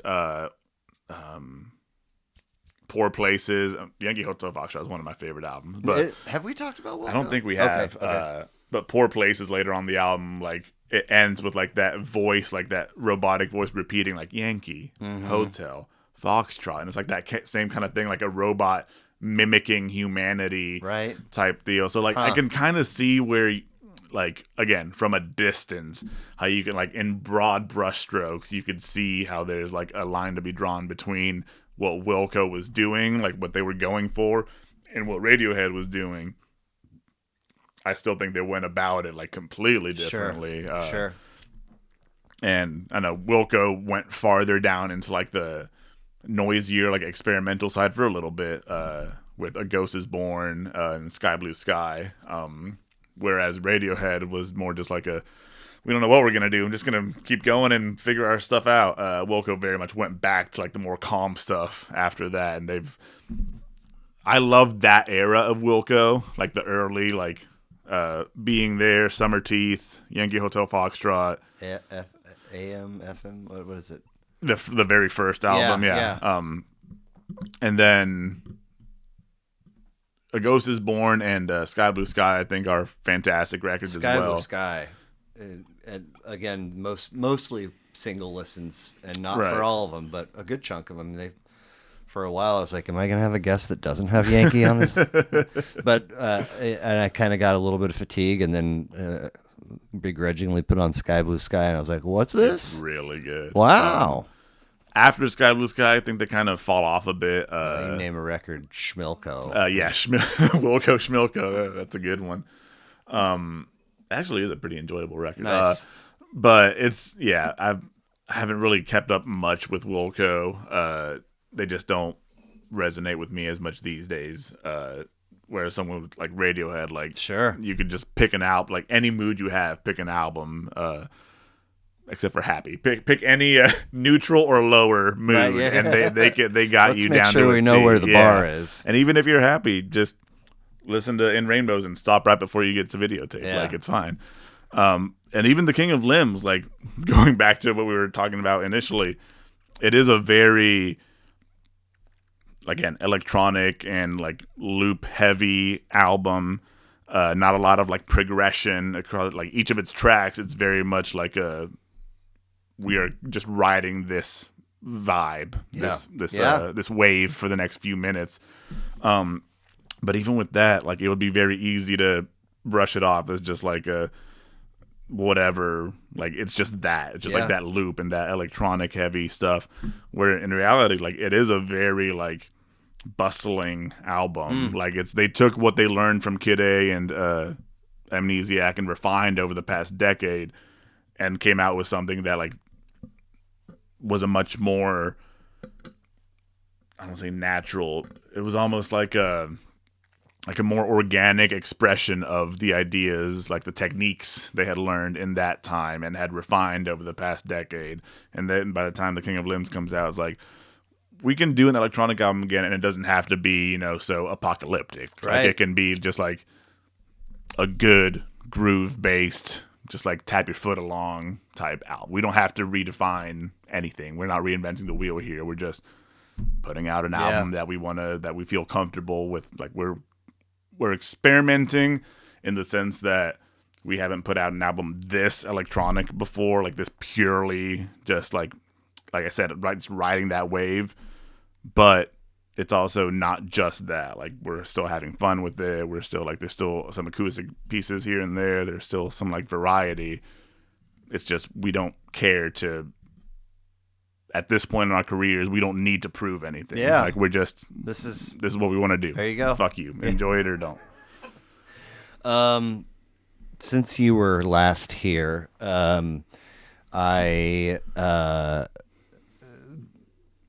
kids basketball started, and funny side piece to that is that I was asked to coach 7th grade girls B team, kind of under the assumption that my daughter would make that team. Well, she played spring and fall ball last year, and so she made the A team. And when that happened, the person that asked me to coach the B team was like, "You can bail if you want to." And I was like, "Well, who?" And they're like, "We don't have anybody." I was like, "I'll fucking do it," which I was excited to, as awkward as it had the potential to be. It's turned out to be way better that my daughter and I aren't butting heads. But so there's my team that I don't have a kid on, my daughter's team, and then my son's team, and each team has 2 practices a week, 2 preseason tournaments, a regular season, and now we're right now going into this weekend on the tail end of 2 postseason tournaments. Mm-hmm. And a week or so ago, I found myself feeling like I couldn't put a finger on what I was feeling, and I was like, "Oh, it's season-ending fatigue," the same way that I felt like dog shit for all of the fourth quarter and overtime of the Super Bowl and all previous Chiefs Super Bowls. I've watched them all at the same place. I have vomited from stress, and I'm 1,000% mean. It's not. I'm usually not having Chiefs know how to put on a show in the Super Bowl. Not having my first drink till like the game's almost over. Mostly because I'm far from home and have kids with me, and so. But it just wouldn't happen. And I just, like, at one point I was like, I think I might need to go lay down. Like, I just don't feel good. And then as soon as it was over, I was like, thank fucking God football season is over. And if obviously for the players, but to a very, very small degree for fans too, if you add up the 6 years, they've now played 17 playoff games, which is a whole other season's season worth, yeah. And so like as excited as I was for basketball, it's like, oh, I'm ready for this to be over. But I need to like compartmentalize that because we still have a handful of games.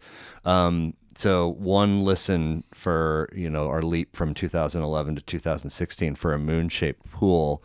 And it's like the same sort of slogging feeling for me with King that I had for King of Limbs, but they don't sound or feel the same. Very different. And I was like, well, what is it then? You have to have words to say what it is. And I was like, maybe I'm just having a little bit of radio fatigue having plowed through all of these. So the only note beyond that I have is that it was somebody called it the most assured sounding album of their existence. And I was like, that is there's a lot to unpack there. Yeah. And you've already hinted at you're a pretty big fan of this one, right? I love a moon-shaped pool. It's one of my favorite. Again, it's all splitting hairs once you get like to the upper echelon of Radiohead albums, right, in my opinion. If I had to put this like in the ranking, I would say, In Rainbows and Kid A, OK Computer right behind it, and then probably a moon-shaped pool, kind of like competing with Amnesiac. Probably cool. would go fair. Right behind that. Again, this was the first above King of Limbs and Hail to the Thief. Yes. Okay. Very, very easily. Yeah. I'd put this like. I would put this between OK Computer and Amnesiac. Amnesiac kind of like goes with the bends. Like I think of those two like kind of similarly. And then it's not a huge drop off, but from there you get Hail to the Thief and King of Limbs, and farther down the line you get Pablo Honey. But a Moon-Shaped Pool, again, this was the first new Radiohead album that I ever experienced. Oh, because you were already now you're exactly. This is the first. Oh wow, right? Exactly. So obviously that's going to play a part into it. Oh my god. So I remember, obviously. I was still on Facebook and stuff at the time, and it's not like I was like following Radiohead like on any social media or anything. I'd been listening to them for maybe like a year or two at this point. I wouldn't call myself like a super fan, but I was like into them. And I remember like a few weeks before, if I remember correctly, before the lead single Burn the Witch came out, they just went blank. Like they removed everything from all their social media. Really? Like it's kind of like a build up, like kind of letting people know like something's coming. And then they dropped Burn the Witch. And I remember like, even as a new fan, as someone that like a relatively new fan, as someone that like hadn't like lived with Radiohead, hadn't like really fully digested them, I heard Burn the Witch for the first time and I was like, what the hell is this? Like, this is so good. Okay. Like, I haven't heard anything quite like this. Like, it kicks in with like those very staccato strings, like almost like a Halloween theme, like the stabs, but much more like, obviously not nearly as scary, much more like livelier. And then like the drums come in and like there's like that droning synth in the background. And again, not being super familiar, like I'd listened to every Radiohead album at least once at this point, but I wouldn't call myself like intimately familiar with Radiohead. Hearing Burn the Witch for that first time was just like okay, I need to get intimately familiar with Radiohead. Like there is a lot going on here that I feel like I would appreciate so much more if I knew like the build up going to it. So before this album came out, like Burn the Witch was the song that kind of made me go like, I need to become a Radiohead fan. Finals week is coming up. Like, I gotta fucking study. And like that's when I like before, because I think Daydreaming came out not long after that as a single. But after Burn the Witch came out, I listened to that song like 100 times. Wow. Like in the week after it came out, I was like, oh my god. And at the same time, I was like, okay, now I got to go back and like actually like listen to Radiohead. Now, do you think that the two of those things happening, you being it's three things: you're jazzed because you're online, you're current.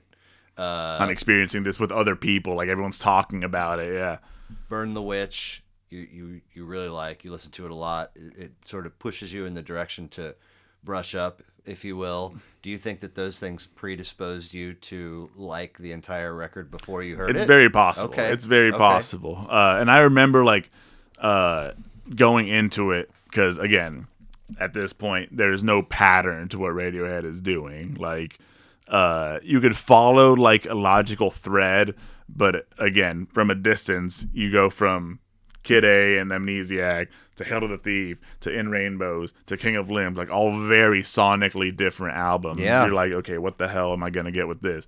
Burn the Witch comes out, and it's like, okay, there's strings, but there's some like programming going on here as well. There's a little bit of electronics. Tom's voice is still as haunting as ever. Like this just sounds like a very holistic approach to everything they've done before, just off that one track. And honestly, that's kind of how the rest of the album plays out. Like Daydreaming is a very like, I don't want to say standard, but like a piano ballad. Like as far as Radiohead piano ballads go, Daydreaming is like par for the course. Like the emotions that it conveys, dreamers, they never learn. It's Sure. And like that kind of like leads me to another thing, which is this is their most personal album by far, because it is strongly influenced by the deterioration of Tom York's relationship. He had a partner for decades, and while this album was being recorded, they separated. Like they were in the process of separating. Really? And then she passed away not too long after that. Yeah. No way. So with all that going on, and the other 4 dudes are just like right there. Let's go with it. Yeah. Wow. I might be misremembering that a little bit. I know they separated. I want to say she passed away as well after that. I'm like 99% sure. But even if not, long-term relationship separation's hard, even if it's been 9 months. If it's years, yeah, like life partner situation, and then like you could tell like this album's a lot of, a very emotional album. Daydreaming, beautiful track, and then you get into Dex Dark, which is such a strange like. It's like an alien story almost. A spaceship comes and it's the loudest sound you've ever heard, and you run and you cover your ears. But it's also a metaphor for like, the end of the world, as it feels like when a relationship ends. Like it almost feels like an alien invasion. Like I don't know what's going on anymore. Like the world I always have known is leaving. Like it's crumbling before my eyes. Desert Island Disc, beautiful track. Full Stop just goes straight into like that like club almost, like just like that pounding bass, and like it's a very like at first glance it seems like a very disjointed album, but there's a very constant like through line, which is emotions are powerful. Like, and you don't always know what to do with them. Like they just kind of happen to you. It's not so much that you're experiencing them, it's that you're experiencing something that you can't even like put into words. And it's just God, Glass Eyes, Identikit, like Present Tense is such a gorgeous song. And then again you get to True Love Waits, which again at this point it's been 20 years in the making. Like they've been tinkering with this song for 2 full decades. No. Yeah. Really? Yeah. This song debuted on tour, like I'm pretty sure on the OK Computer days, if not even like the Benz days. And like they were just never happy with it. It started off as like a guitar backed piece. Eventually they tried doing some stuff with like loops in it, and it didn't work out. And then given everything that was going on with Tom and his personal life, they just turned it into like just a very straightforward, bare bones piano ballad. And it is the most emotional Radiohead song probably ever, which is saying something for fucking Radiohead. Yeah. But like just listening to it, like his voice is just so fragile, and I'm not living, I'm just killing time. One of the greatest lyrics ever, like so poignant. And then it ends with him just like almost like wailing, like please don't leave, like just don't leave, like literally like I am I am on my hands and knees. You can do whatever you want to me, just do not leave. And just that emotion is just so raw and powerful. And coming at it, like again, if this is the last Radiohead album, to end it on that note, absolutely perfect. Like not a happy ending, obviously, No. but the most fitting ending Radiohead, for a yeah. Radiohead So, album. I mean, it's been, as we mentioned, 8 years. If tell me you agree or disagree with this. If they weren't doing side projects and, for lack of a better word, featuring or recording, doing stuff with one another, I think it would be perhaps easier to say that A Moon-Shaped Pool was it. But because they're active and interacting That's and the creative thing, juices yeah. are so like, I mean, it could happen, I right? think again, none of them has very clearly been like, I think we're kind of done with Radiohead. It's always been like we're kind of just doing our own thing now. Like the door's still open there. We also talk to each other. We also collaborate. We're all still really good friends. It's just a matter of it's not the right time for a Radiohead album. Yeah. Like, we don't feel Yeah. like there's something we need to say. Now we can never know how a musician or a professional athlete that has had a substantial long-term career manages their finances on the personal end. But given all of the pivots and experimentation and changes and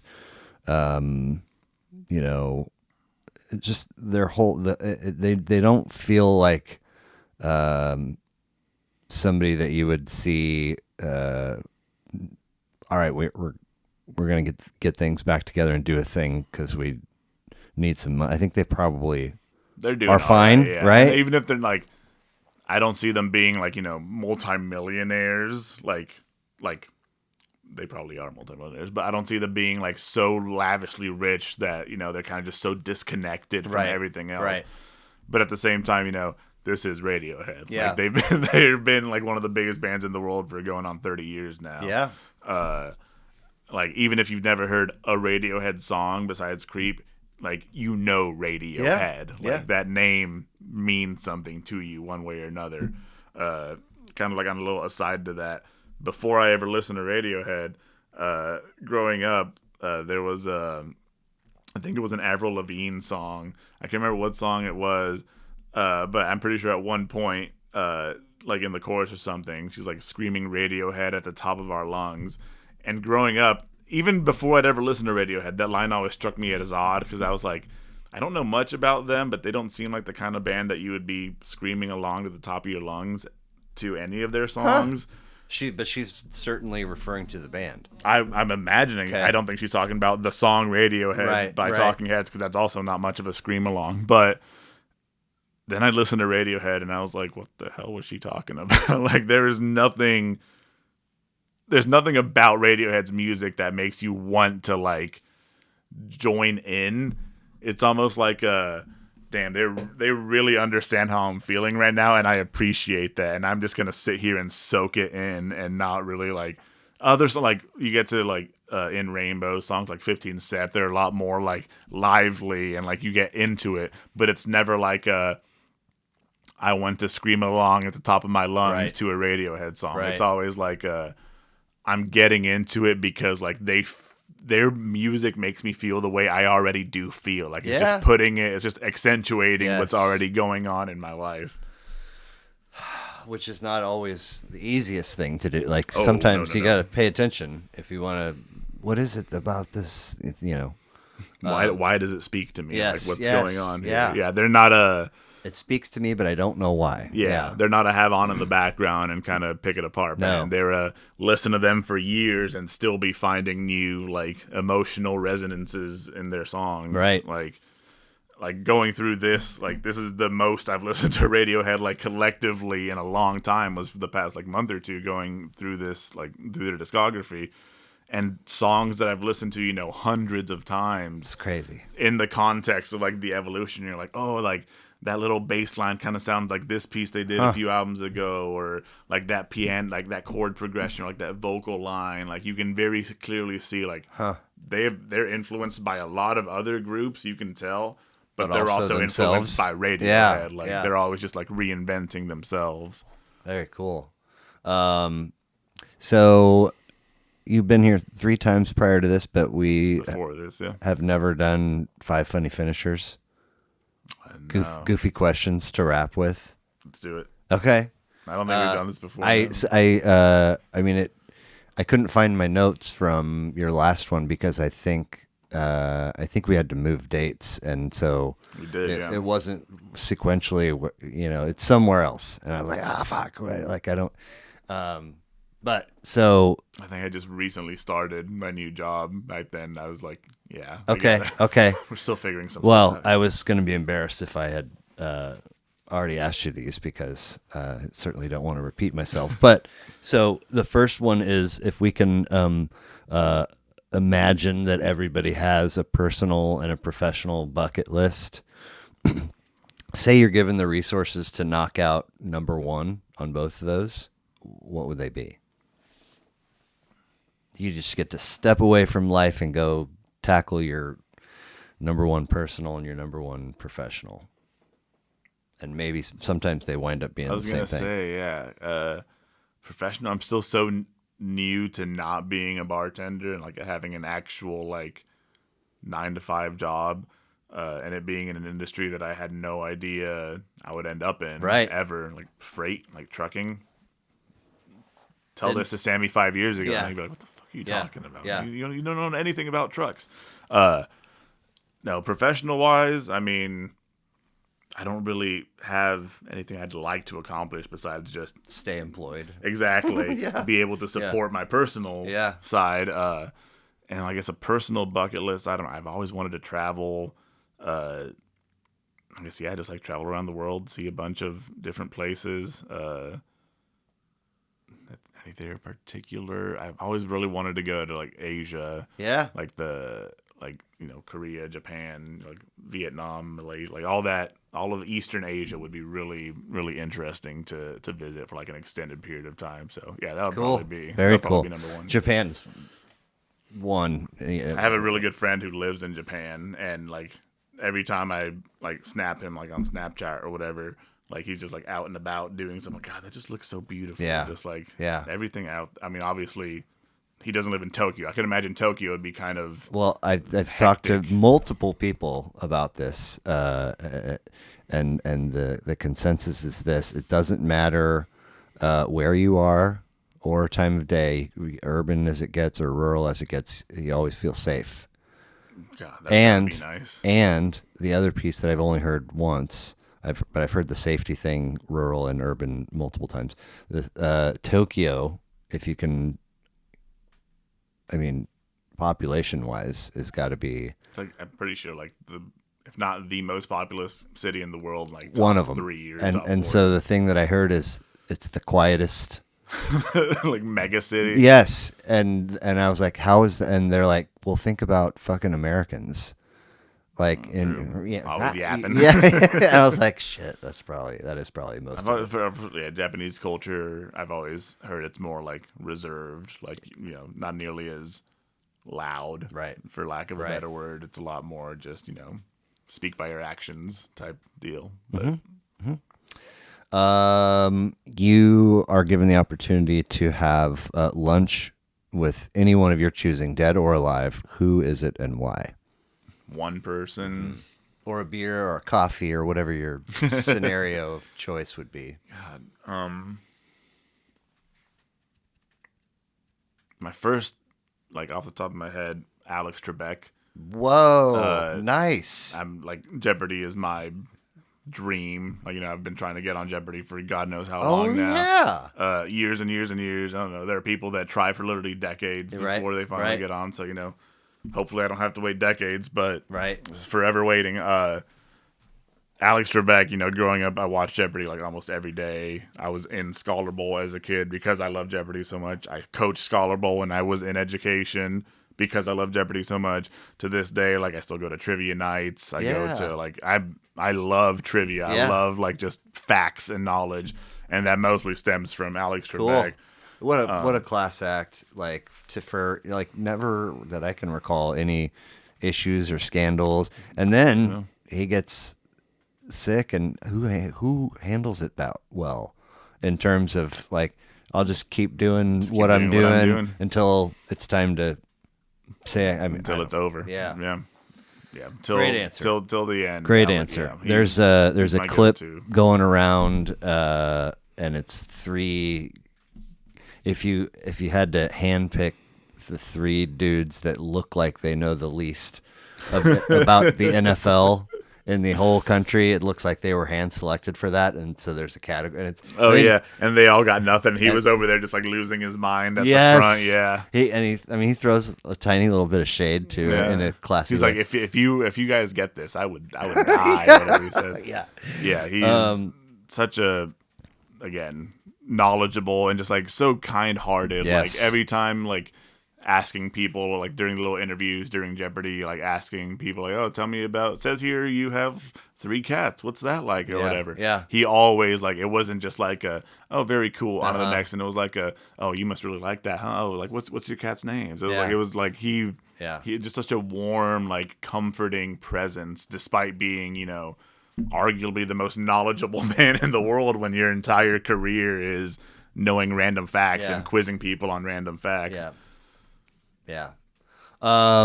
You are given the ability to visit your past self at any age you're choosing. What age are you choosing, and what are you saying?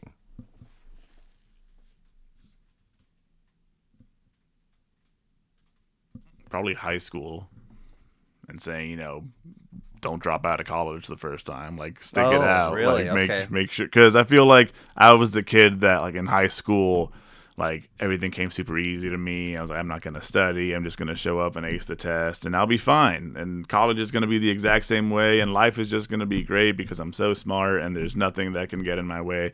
And then college was a huge wake-up call, and I did not adapt very well to that. Were you at one of the Missouri schools? I went to Mizzou. Yeah, okay. I followed a girl to Mizzou, actually. That's another thing I'll tell myself. Don't follow a girl to Mizzou. Because, we broke up, like, immediately. Man. Within a year, within a few months of getting to Mizzou. And then I was like, I don't want to be here anymore. And, I was not I like Columbia. Columbia's a very nice town. Not a fan of Mizzou. A lot of that is my own. Just like did not try, did not care, and also just Mizzou was kind of a shithole at the time. But I'd go back to high school and just be like, just take it a little seriously. Like try a little. Don't just assume that everything's going to come as naturally as freaking high school calculus. I was like, of course, like you just, English class, sure, it's easy. They call it college for a reason. It's like I was very much under the assumption like, I've got this education still figured out. Sure. I don't have to try. Right on. And then, college was a big kick in the nuts. Complete this for me, if you would, please. The world would immediately become a better place in which to live, if only. If people gave a crap. I guess, same thing. Like from the last question, it's kind of just like I feel like we've gotten to a point now where kind of like critical thinking just doesn't. Not that it doesn't exist. It's not prioritized, really. Like, we live in, like, a post-critical thinking, like, not to get on, like, that, like, conspiracy theorists, like, wacko or anything. Like, there really is a huge, like, noticeable lack of just not taking things at face value, like, actually, like, digging deep and, like, trying to understand why people are saying the things they're saying. When we're in the middle of a pandemic and both Twitter and Facebook decide to implement a thing that says, do you want to open this article and read it before you share it? Yeah. You know you're in trouble as a society. It's exactly. It's like the little 5-second sound clips or just the headline. Like clickbait headlines. Yeah, like no matter of what's actually going on in the article or who said it or what their motivation is. And then people are like, how dare they question? It's like, bro. Yeah, it's all sorts of like people have all sorts of political ideologies. Like you can believe whatever you want. Just make sure you're informed. Yeah. I feel like if everyone could just accept that you don't know as much as you think you do, that there are people out there that probably know more than you do about a lot of things, and just it's okay to accept that. I mean, and aren't we told in grade school that the average human uses 10% of their brain across like their at life? any given time, Like, or whatever? It's like we're dumb. Why would there not be knowledge beyond We're your? a dumb species. Like we at this point we are like. You've been listening to a little too much radio. It's was it Men in Black? Or he says like people are smart, or it's like a person is smart, people are dumb. Yeah, like it's like if you get anybody into a big enough group, like make the sample size large enough, trends just start going downhill real quick. Plummeting. Hot lava. Yeah, if the world would be a much better place if only people acknowledged that they don't know everything, and that it is like you have the entirety of human knowledge disposable at your fingertips. Like use it. Don't just scroll through TikTok and just watch little 10-second clips of whatever the crap. Like actually like think about something every once in a while, and that can go a long way. Now, having done 4 of these with you, I can't necessarily recall what the previous 3 were, but I do feel like you bring a pretty strong T-shirt game to the table. So I think last time I met, like it was after work that I came inside. Probably like but before that, I can't remember what I think. Like a Queens. What are you repping tonight? This is Animal Collective. Okay. Animal Collective shirt. I got this. I saw them last year or 2 years ago at the Truman with Spirit of the Beehive opening. It was a fantastic show. Okay. Animal Collective is one of my favorite bands. Nice. So this last question is true or false. It is okay and acceptable to wear the T-shirt of the band whose show you're going to. Ooh.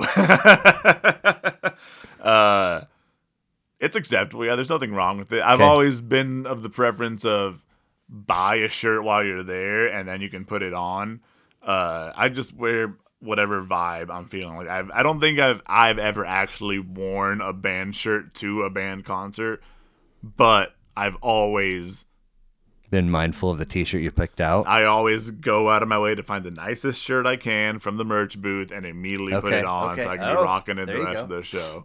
I remember the last show I went, I think it was the most recent show I went to, was Queens of the Stone Age last year at Starlight, and I got a really cool Queens of the Stone Age shirt from there. And again, like, as soon as I bought it from the merch booth, I went right back to my seat, threw it on over the shirt I was wearing at the time. I was like, all right, ready to go. Sure.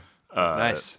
Yeah, nothing wrong with it. I know it's a big no among some snobs. Well, so my thing is, and I 1,000% support buying merch of the band that you like, and especially and that's not to exclude buying a shirt at their show. I mean, that might be the best opportunity to do so. But what I say is, I know you're a Queens of the Stone Age fan because I'm at the show with you, so use this to show me something else you're into. Like, I might not have ever heard of them before if I see you. And I've checked out bands and bought merch because of shit I've seen people in the beer line or in the pisser or in the parking lot or whatever it is. Like, sometimes I will say, though, it's funny whenever you come across someone that, like, on the flip side of that, they have a shirt of a band that, like, you are really into. This happened while I was working at Jim's a few months ago. I guess closer to a year ago at this point.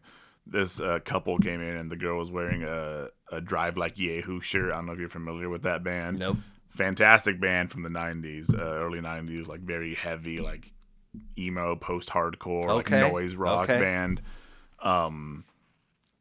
Never seen a Drive Like Yahoo shirt out in the wild. Like, I was just like, holy shit, like, that's insane. And I was like, I was attending to them. I took their drink order, and I was like, by the way, gotta say, I love your shirt. Like, I'm a huge Drive Like Yahoo fan. I've never seen like a shirt of theirs out in the wild. And she was like, oh, I just got this at the thrift store. I've never actually heard of them. And I was like, and never mind. I was never here. Yeah. It's like, it is a cool shirt. Like, it's just one of their album covers, like, but in shirt form. And I was like, it's cool and all. Yeah. Listen to a song or something. Just like know what you're wearing. Yeah. Be able to reference one album title. Like, what if I just happened to pick up like a Kanye shirt today, if I'd like, as a weird like aside, if I'd never heard of Kanye West before in my life by some weird miracle, and just today of all days, I decided I found a Kanye shirt and just threw it on and started walking around in public. It's a little different nowadays than if you were to wear a Kanye shirt like a decade ago. Right. There's some like connotations that go with it, or like Burzum.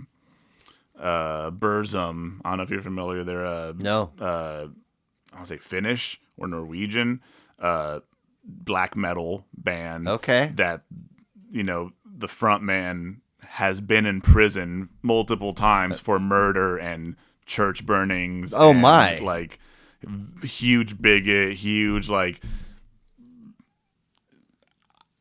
yeah, a lot of stuff going on with Burzum and with him in particular.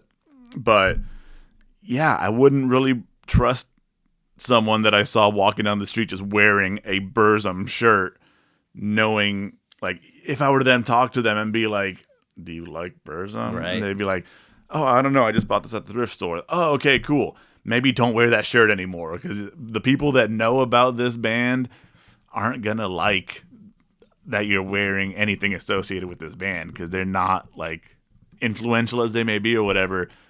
He's a scumbag, like an actual, like, murderous, bigoted piece of human trash.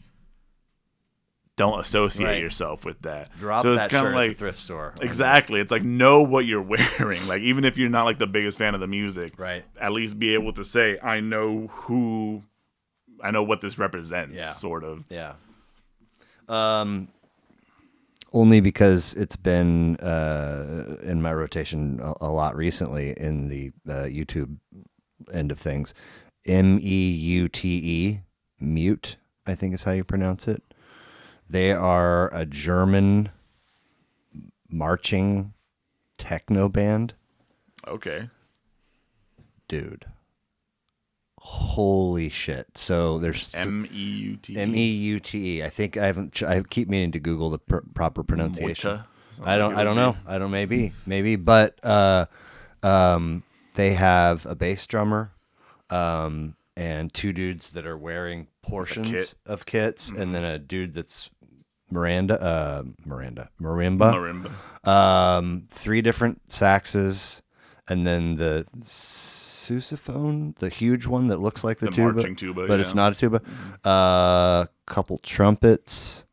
It's like a full band ensemble. And they're touring right now, not stateside, and they're putting out brand new stuff right now. But a lot of what is already out there on YouTube, they're in public settings, recording live.